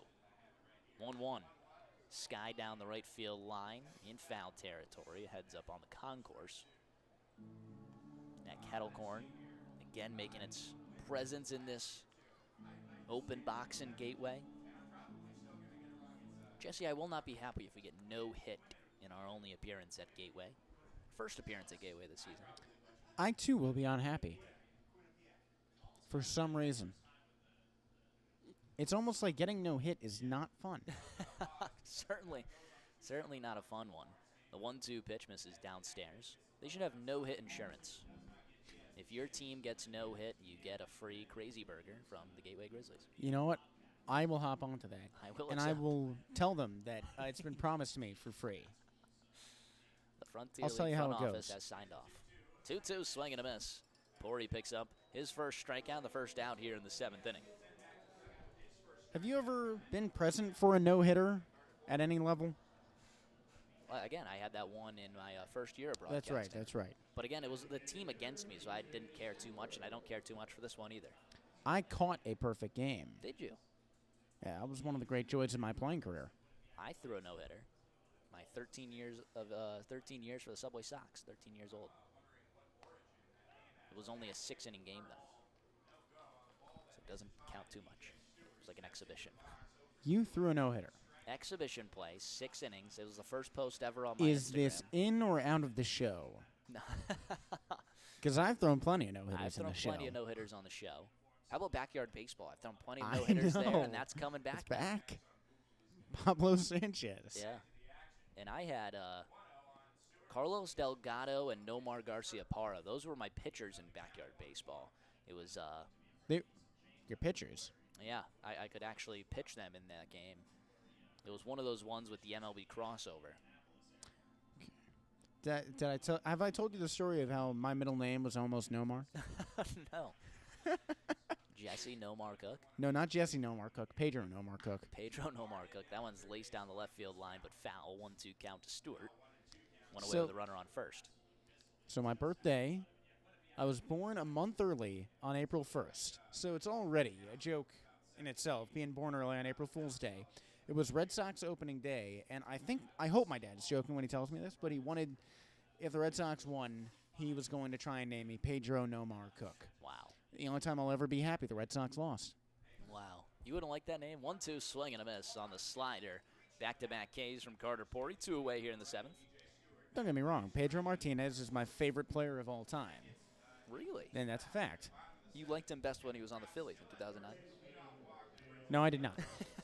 Because he lost to the Yankees. I would have liked him if he beat the Yankees. That's true. But somehow, I think if I, of all people, said, hello, my name is Pedro Nomar, that probably would have been surprising. The scoreboard right now for the Grizzlies is way out of sorts. Just flashing and now has gone silent. It reminds me of the All's hit column today. Nothing there. That is what? The no-hitter is under protest. Scoreboard glitch. It's wrong. It's a 1-0 count here to Dale Thomas. 1-0 pitch. Oof, misses just downstairs. We mentioned this date in baseball history, just never brought it up. Today's date is August 20th, right? August 20th, this date baseball history. You can go to a lot of ones. There's a lot of good ones here. Where is that missing? Downstairs. 3-0 count. Lou Gehrig, this date in 1938, hit his last Grand Slam, the 23rd of his career. Came off of Buck Ross in a 11-3 victory over the A's, August 20th, 1938. 23 slams. That's amazing. That one's in there for a strike 3-1. I guess Zane Richardson is just his heir apparent with 3 this season. Yeah. And the Alls have 8. And they're going to put 3 on base in the top of the 8th and break the no-hitter. Pickoff attempt was close, but no tag applied from Massey. Grand slam to go on top. What do you say? I like that, but it has to be hit by the Alls. I want 3 walks to load the bases and the last one to be a grand slam. No, 3 first pitch singles, and then a grand slam. That's what I want. And then a inside the park Little League home run, so they're all in error, and it doesn't count as a home run, but they still lose the ball game. The worst robbery of the season will still forever be when that fan reached over the wall and robbed Ed Johnson of what could have been an inside-the-park grand slam. Yep. And instead it was a 2-run double. And that would be the sole reason the Yalls wouldn't make the playoffs this year. That's it. That right there. First half of the season. Runner takes off, 3-2 pitch, misses outside. Runners on first and second. Second walk of the inning from Carter Porty. Now, just so you guys know, that fan has been prosecuted and sentenced to 10 years inside the bounce house at Thomas More Stadium. And we've figured out that he is actually somehow related to both Jeffrey Mayer and Steve Bartman. And Darth Vader. I don't know how it happened, but he's just the most evil person in existence, and we hate him. There's a support group for men like him. First pitch in there for a strike to Kyle Goodell. Kyle Goodell under the Mendoza line on the season, .178 average. 9 RBIs, 4 home runs. Runners on first and second with 2 away. 3-0 Gateway leads. 0-1 misses outside. 1-1 count. That fan is also related to the guy who threw the pizza at the Red Sox game that one time. You know the Jerry and Don clip. Yes, yes. Here comes the 1-1. Swing and a miss. 1-2. That fan, man, he has no idea that he's being mentioned on the Alls broadcast right now. I don't know if he knows he ruined my life. Well, we're going to ruin his. Was that Star Wars night? I think it was, because we had those lightsabers. And when it bounces in there, Gutierrez can't find it. No throw over to third and second. Runners move into scoring position now in a 2-2 count. You know, I think that was Star Wars night because I think we made a bunch of jokes about people hitting him with the plastic lightsabers. Yeah. Or y'all start us meeting him in a dark alley and flashing the red lightsaber. That would have been my favorite.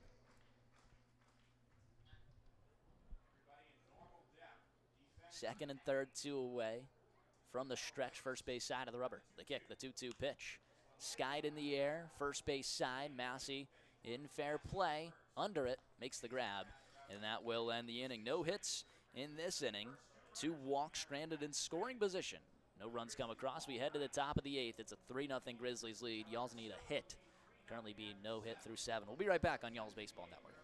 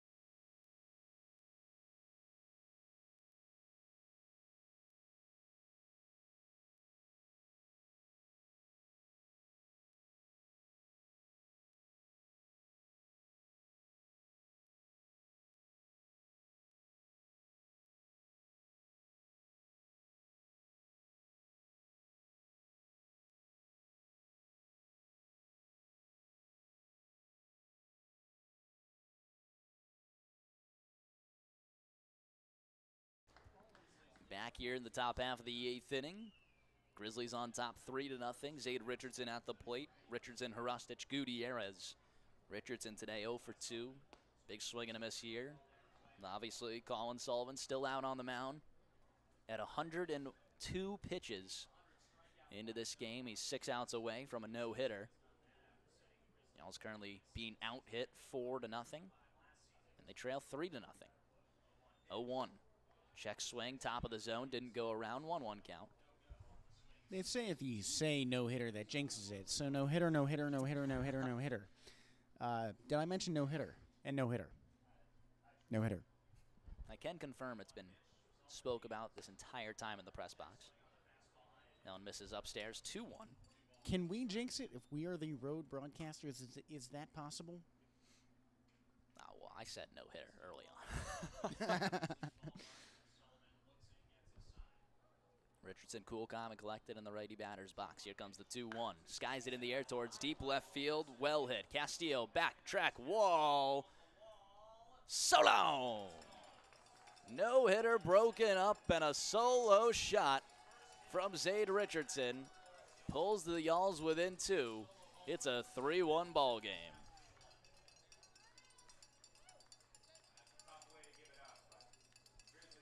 Richardson grabs hit number 1 from Florence here in the 8th. A good outing from Colin Sullivan, but the bullpen immediately getting up for a gateway. 60% of the hits in this game have been home runs. That's true. That's true. What a tough read out there. I mean, can we get some more light coverage out there? It was dark.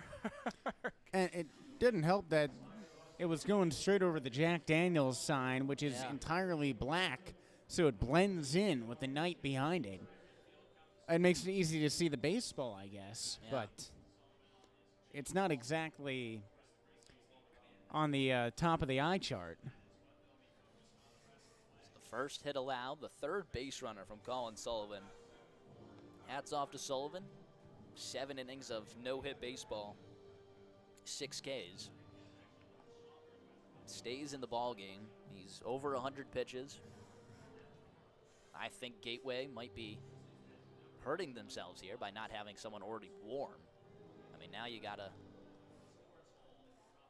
pretty big situation here for Sullivan, who's well working into the triple digits of his pitch count. He's done so, obviously, plenty of times this season. Max is 116, but you're a long at-bat away from being right there with that. That one misses outside to Hrustic, 1-0. Y'all's trail 3-1 now. Here in the top of the 8th. 1-0 pitch, off speed, in there for a strike, 1-1. Let's take a look at our out-of-town scoreboard, always brought to you by Maximum Plumbing. When you need residential plumbing repairs and replacements, Maximum Plumbing brings the highest standards and top-notch customer service. From the stretch, close stance, 1-1, misses upstairs, 2-1. We'll take a look at the out-of-town scoreboard for the Frontier League. Bottom of the 9th at New England. New York on top, 7-2. New York still battling in those East Division standings. Tri-City gained a game over the New Jersey Jackals. They won 8-7 at home. That one's in there for a strike, 2-2. Already a final in Ottawa. Sussex County on top of the Ottawa Titans, 1-0. And one of the big ones we're watching currently, top of the 9th, the Boomers on top of the Crushers, 7-4. 2-2, sky down the left field line, but well foul. We'll do it again. Boomers up 7-4 over Lake Erie. Obviously, Florence trailing both of them in the playoff spot. They trail the Boomers by a game and a half and the Crushers by 5. I think you let the Boomers take care of business against Crushers, just bring us all within. But obviously, Florence has to do their job winning baseball games. 2-2 fouled away. Brian Fuentes with the bare hand grab. We'll do it again. Joliet playing Washington well. It's another 2-2 game there. I believe they just ended a series against Washington. Is that 6 in a row? Washington and Joliet. Could be. 2-2. Ripped into right field. Goodell backtrack. Wall. Solo. Back-to-back solo shots for the Florence Yalls. They pull within 1. After being no hit through 7 innings, 2 solo shots, and the 4th home run of the ball game. It's a 3-2 game. When it rains, it pours. I mean, this has not been easy for Sullivan to get even this far. Now that he shows a crack, it's easier to find that extra edge against him, and now he's done. And that's got to be it, yeah. Y'alls are within 1, and the Grizzlies head to the bullpen. We'll be right back here on Y'all's Baseball Network. Could we go back to back to back? I'd like to do so. I like it. I would like it. We'll be right back.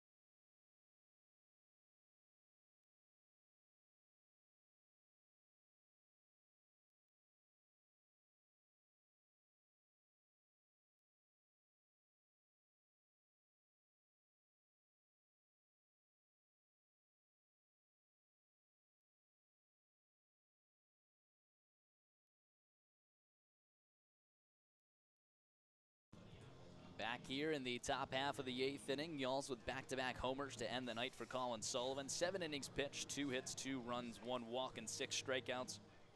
He still leads in line with the victory. Grizzlies up 3-2, but nobody on and nobody out now for the new pitcher, Matt Hickey, the righty. 4-seam fastball, slider, curve change. That fastball not going to blow anyone away. Sits 87 to 89.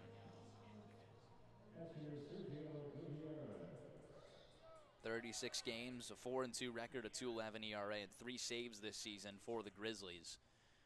Sergio Gutierrez steps in from the left side. The first pitch in there for a strike. Gutierrez 0 for 2 today, 2 strikeouts. From the stretch third base side of the rubber, 0-1. Fouled away. Now 0-2 to Gutierrez.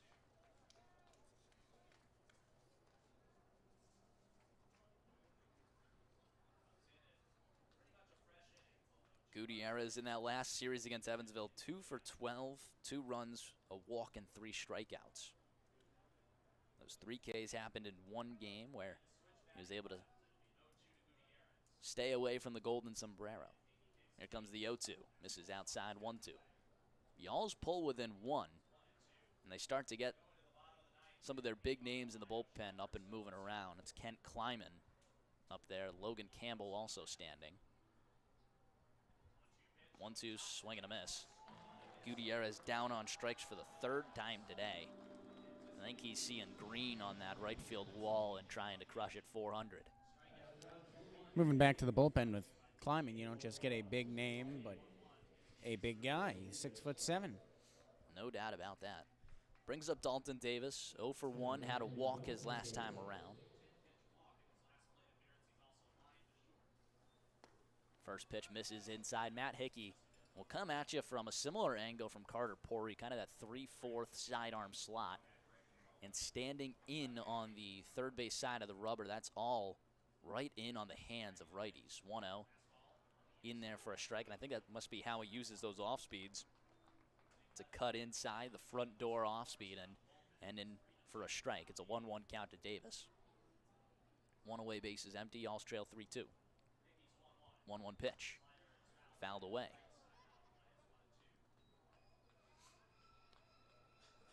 So that out-of-town scoreboard, Schaumburg, you know, if they would gain a game, if the Florence Y'alls continued to lose this one, they would make it 2.5 out of 4th place, but we wouldn't lose anything on Lake Erie. 1-2 goes all the way around. Davis down on strikes. Back-to-back Ks for Matt Hickey, a guy who doesn't throw over 90 miles per hour. We talked about this earlier. Striking out Dalton Davis is not easy. That's only the 7th time he's gone down by way of the K this season, this being his 20th game. That means he's striking out just about once every series, which is ridiculous. He relies on a lot of off-speed. I think that's always a lot easier if you know the guy does not throw his fastball much. That one's skied down the first baseline in foul territory. Zimmerman is going at it, runs out of room as it hits the bullpen mounds. 0-1 count on a long strike to Ed Johnson.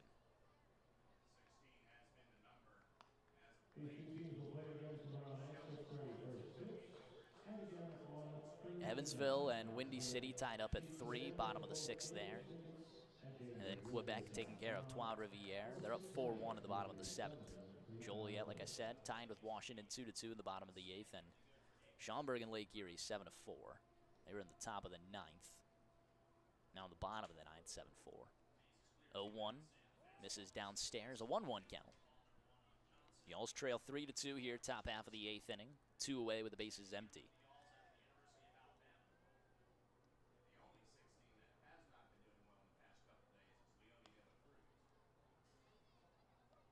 Here comes the 1-1 pitch. Ground ball down the third baseline and foul.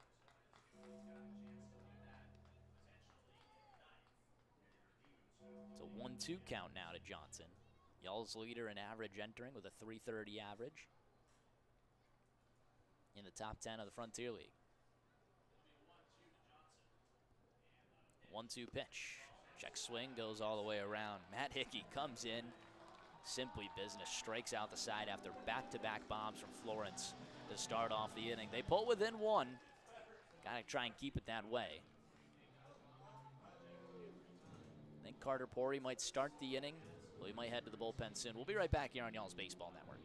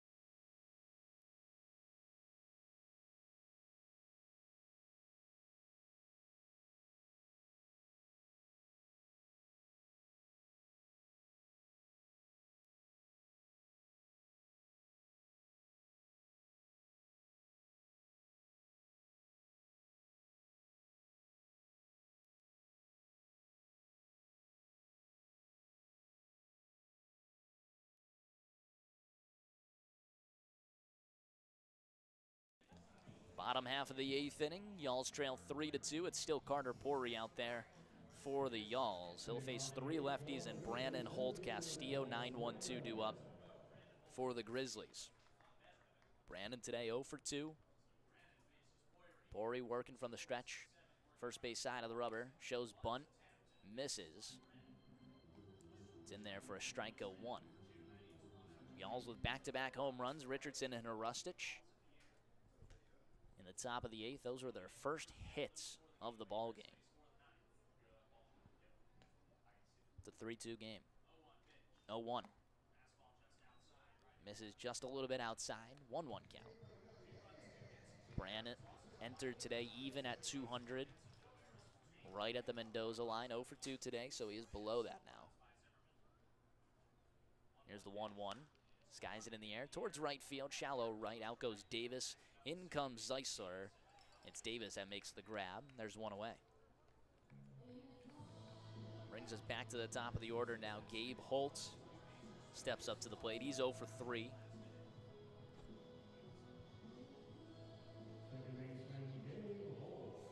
Ken Kleiman is now sat down. I know he's still over there on the left. He's just not throwing to anyone anymore. First pitch misses just outside. I don't understand the point of warming up in between innings if you're not going to bring him in unless Pori's in trouble. Yeah, especially with a lineup full of lefties. Just let the guy go. Doesn't make too much sense. 1-0. In there for a strike, 1-1. And the good times do not roll forever. I mean, Carter Pori, we've seen it before where he has one good inning and then is out there a little bit too long. Why not just get ahead of the problem? 1-1 pitch. Ground ball left side. Johnson fields it on 3 hops. Throw on to first in time. 2 away.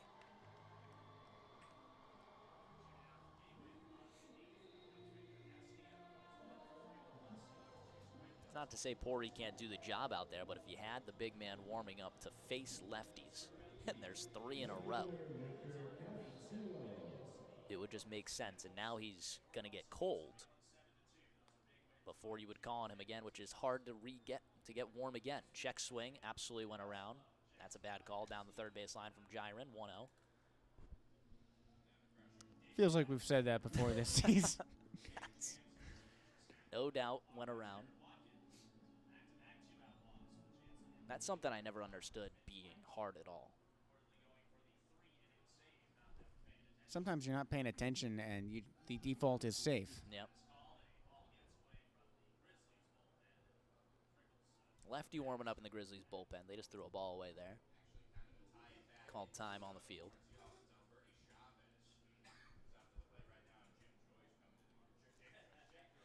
1-0.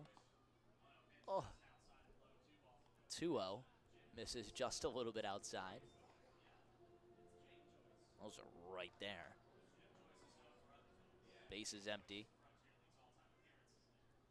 2 away and a 2-0 count. 2-0 fouled away. 2-1. Evansville takes a 4-3 lead over Windy City in the 7th. Washington takes a 3-2 lead over Joliet. I can tell you, if Pete Zimmerman comes up, I want to see Logan Campbell in the game. 2-1, swing and a miss. 2-2. Let's not get to him.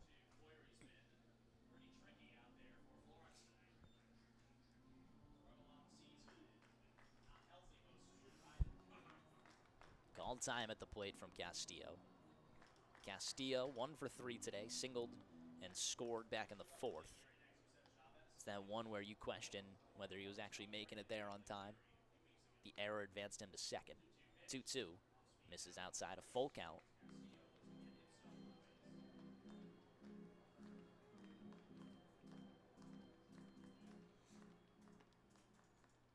All 5 runs in this game have come via the long ball. Payoff pitch, fouled away. We'll do it again. 2/3 of the hits in this game are home runs. 2 of them from Pete Zimmerman, and then Richardson and Hrustich. Pretty amazing. Wind still howling out to right. Payoff pitch. Ground ball left side, through the left side of the infield for a base hit. Runner on first now with 2 away for Pete Zimmerman. You mentioned he's got 2 home runs already, 3 RBIs. He's 2 for 3. Chad Rhodes quiet in the dugout. Langston Ginder's at least out there, ready to catch Kleiman. But no signal. No, I don't like this matchup. You've got Pori, who's been out there for a while. Zimmerman's seen a lot of his stuff. I like him better than Kleiman being out there because he hits lefties, but should have gotten Campbell in for this. Pori this season has allowed 2 home runs, both of them coming within his last 5 outings.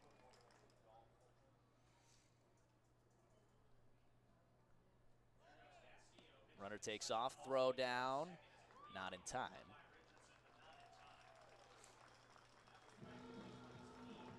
Two 2-0 count now to Zimmerman at the plate with a runner in scoring position. Walk. Get him out of here. Got a base, empty at first. Put him on. Face Kevin Krause, who's 0 for 3. 0 for 2. Ground ball, foul, 2-1. There have been a few of those decisions this year where I feel like the Alls have sort of lucked into a win. I remember the 11th inning game, the sudden death game, where you've got a runner on third, 2-away, first and second open. They forced a ground out, but why are you not putting a force at any base? That was in sudden death, right? Yes. Yeah. 2-1. Misses downstairs. I mean, you don't have a chance to rebuttal there, so that's why that makes sense. 3-1 count now. I like not pitching, maybe not doing the intentional walk, but not giving Zimmerman something he can hit. If that's the approach here. Obviously, nothing's been signaled to Pori. So that just be on him. 3-1. High and deep towards right field. Zeisler at the track. Gone.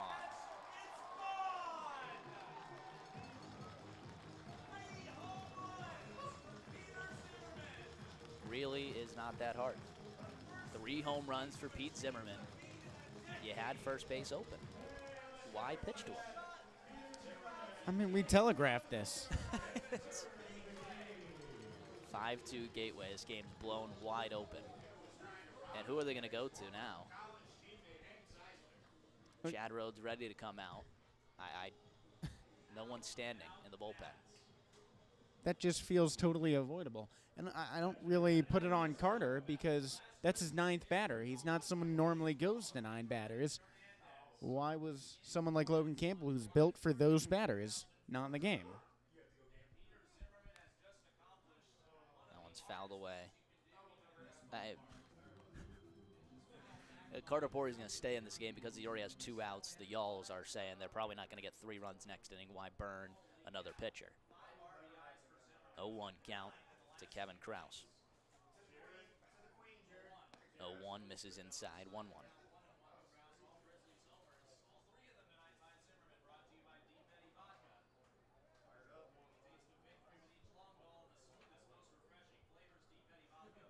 Deep Eddy Vodka is the home run sponsor for the Grizzlies. That's amazing. Called strike, 1-2. Man.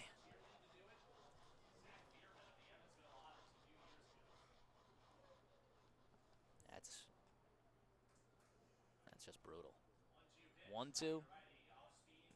Misses outside. It's a 5-2 game. Grizzlies on top. Rest of the hitters not named. Pete Zimmerman have done zilch. Zimmerman with 3 homers, 5 RBIs.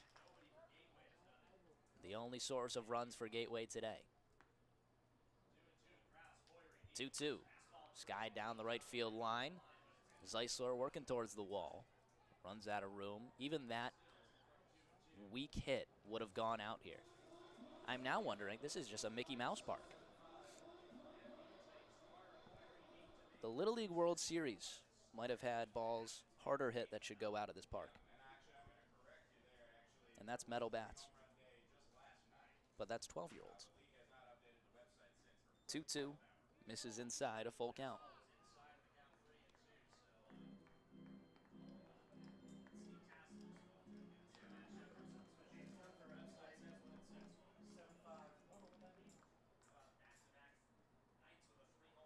Pori working from the stretch, trying to get out of this inning. 2 away, here comes the payoff pitch. Misses outside. Pori with his 4th walk in the outing. No relief in sight. No one warming up in the pen.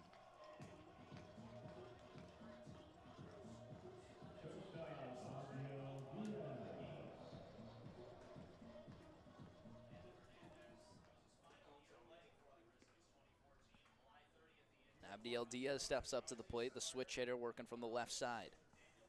1 for 3. First pitch in there for a strike.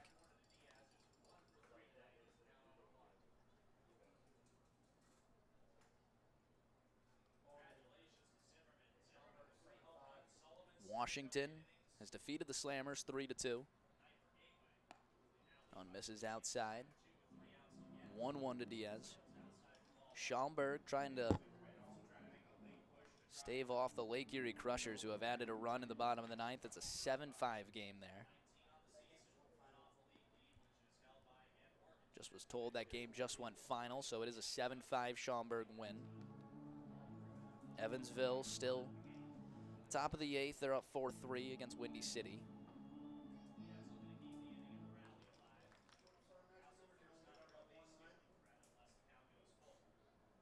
Two-1. Misses outside. 3-1.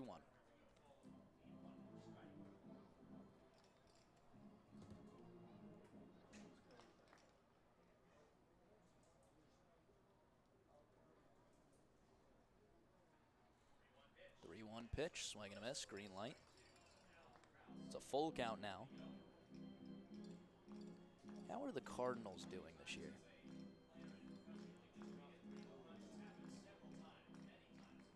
Cardinals 11 games out of first place, 2 games under 500. Payoff pitch, fouled away, far away in the wild card. 5 games out of the wild card. Slow start. You wonder if Gateway, obviously they're going to make the playoffs. They could get some good attendance if, right outside St. Louis, Cardinals, lackluster season, I guess. Should be able to get some more attendance. Payoff pitch misses inside. 5 walks from Carter Pori. Carl Craigie's going to come out. But you're questioning what's going on here. No one warm in the pen. Do you bring in a position player? I mean, this is still a competitive game. You're only down by 3. There's a lot that I don't understand about what's happened in this inning. I mean, you had Kent Kleiman warming up for a bunch of lefties, didn't bring him in. You had Logan Campbell stretching for the big righty and Pete Zimmerman, and you didn't bring him in. Now, I mean, the damage is not just done. This is not something that is said and done. You are down by 3 runs. You can very easily get back into a position to win this game. I am very confused as to what is behind the decision-making in this frame. It seems to me like they're kind of punting on the game. You know, why lose a big arm for the rest of the series?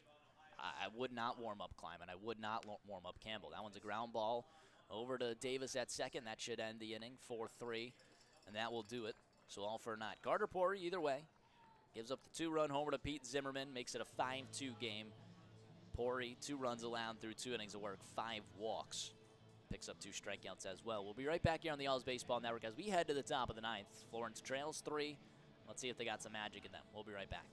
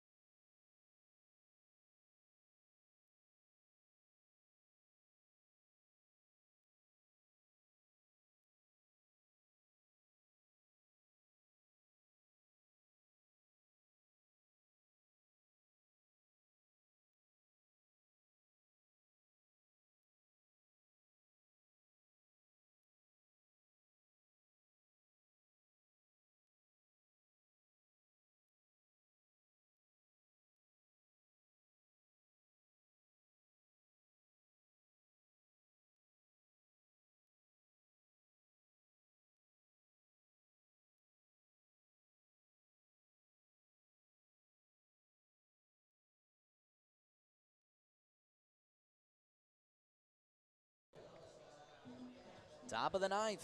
Y'all's down to their final 3 outs. They trail 3 runs. It's Massey, Fuentes, Zeisler due up for Florence. All the runs in this game have come from the long ball, so if Florence can put some runners on base, they got the power alley of their lineup coming up as well. Just got to do the job. Leone De La Cruz, the lefty, in to face Craig Massey. First pitch misses inside, 1-0. Massey 0 for 3 today. 1-0 in there for a strike. Hits much different against lefties than he does righties. I would have liked to see a pinch hitter here, maybe Justin Levy. That one's fouled away. You're exactly right. Move Davis over to first. That's the easy move, and then Levy takes over at second. Yeah, or you could even look to the outfield. You move Hank Zeisler over to first from right. You move Davis out there. Maybe even Thomas Jones, who's hit sort of a hot streak lately. Yeah. Or Blazo Sabin. 1-2, swing and a miss. Down on strikes. Massey 0 for 4 today. Exhibit A. By the way, 4 strikeouts in a row. That's great. That's always good. I don't think so. 10 Ks on the day for the Florence Y'alls offense. Brings up Brian Fuentes. Y'alls down to their final 2 outs. First pitch connects outside part of the plate. Leone De La Cruz, I mean, he's bounced around. I think he was with Evansville. 20 games, a 1-1 record, 2.57 ERA, 0-1. This is upstairs. It's 11 saves. Last time out, not a good outing. A third of an inning, 3 hits, 5 runs, 2 walks. That one's fouled away.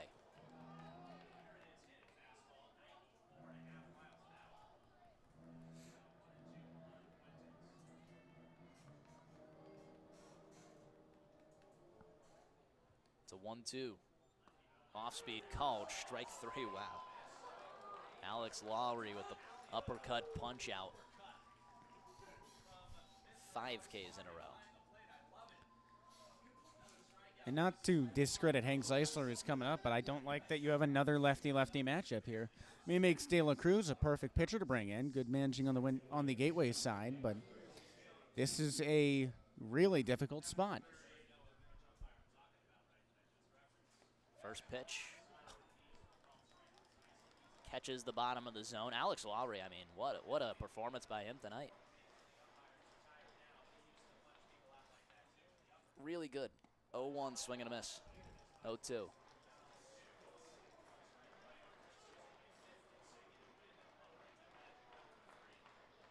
Y'all's down to their final strike.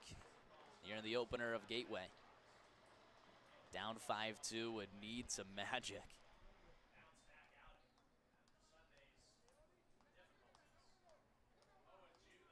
0-2 pitch, swing and a miss. 6 Ks in a row for Florence Y'alls to fall in game 1, 5-2. Not the best way to end a ball game. 11 Ks on the day for Gateway. I mean, one to forget as your tragic number just continues to decrease. Postseason continues to slip from Florence. Tough. Nothing else to say it. 3 in a row. 3 losses in a row for Florence. Doesn't get easier. Jesse, what are your final thoughts? You're talking to a blank screen here. I mean, it's pretty straightforward. You can't strike out for your last 6 outs of the game. The offense normally is not the problem. And for everything that happened in the bullpen, you cannot win games against a team like Gateway with 2 hits.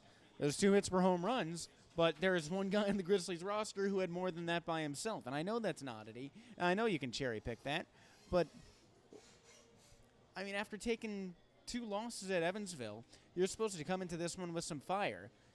Now you're 1 game closer to elimination from a playoff spot, which would move to another year without a playoff berth. You're looking dismal as far as even breaking 500 on the season. Where are the bats? This is one of the best offenses in the Frontier League that has suddenly been stunned by Evansville, one of the teams with the worst record, and now a Gateway team that you usually hit okay. You need a little bit more fire out there. And look, playing on the road is tough. I can only hope that the Y'alls just turn this around into something positive for the home stretch starting on Friday. But maybe you can take a game here in Gateway. Maybe the bats can come together for something. You've got 2 more here, and my heart tells me you've seen the best of their pitching this week. And maybe that's, well-wishing, but that's it. Well, Lucas Weinberg's 4-4. You're not wrong, but you're also sending out Ty Good and Evan Webster. You're going to need some performances there from the rookies of the club. If Webster can keep up that streak of scoreless innings, that'd be great, and see what you can get out of Ty Good. But, I mean, there's no other way to put it. The offense, yes, they're seeing 300, less than 320 here at the Mickey Mouse Park, and you just cannot even look at it. You can't look at it. You don't want to swing for the fences. You got to piece together base hits. That's the way a baseball game works. You can't be all gung-ho, and that's how you end up with a bunch of flyouts and pop-outs. And in a ballpark like this, when you go for those line drive hits, they're going to go over the fence. They're going to slam off the left field wall. You're going to get those big swings. If you just play back to your basics, which the Y'alls were doing so well in the second half. I guess you run out of steam at a certain point, but this seems like a really sorry time to do it after you've not only, just put yourselves in a good position, but you've raised your hopes in the clubhouse too. This is a team with a lot of heart, and it felt lacking today. And I'm optimistic for what's to come because this is a great group of baseball players.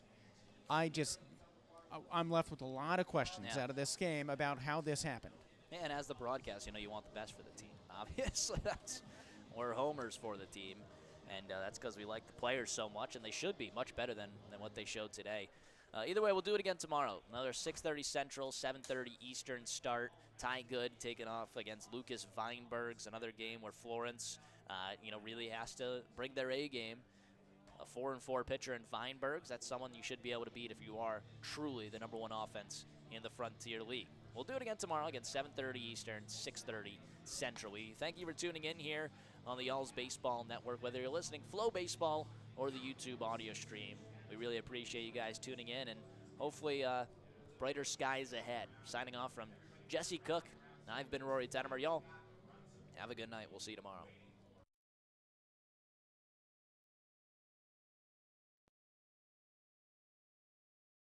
Frustrating, especially in his last appearance. He finally gets the dub. He does his job, and he rallies behind Peter Zimmerman, who carries the team on his back, at least on the runs column. But great work all around. Staying patient at the plate has been a key for the Grizzlies. They were patient, however. They only walked 4 times at all off the relief. Thank you. But just some great work getting on base, and actually there were more people left on base for the Grizzlies. 6:30 tomorrow, right? Which is probably the most 6:30 impressive Central. thing of the night. More for the Grizzlies than for the Y'alls, despite the Y'alls falling by 3. So I think a win that you can hang your hat on, especially moving forward in this series. They got past Lake Erie people lost. after their 3rd time facing it, and kind of set their focus towards time. See you tomorrow. Third final for the Rory home runs. They solo shot to center field in the first, Clyde Zimmerman, and a 2-run homer out to left field off the building. That was in the 4th inning. It was a 3-0 ball game. Again, Colin Sullivan did not allow a single hit until the top of the 8th inning when he gave a back-to-back solo home runs. One by Zay Richardson to left center, one a Griswold on the grass and right.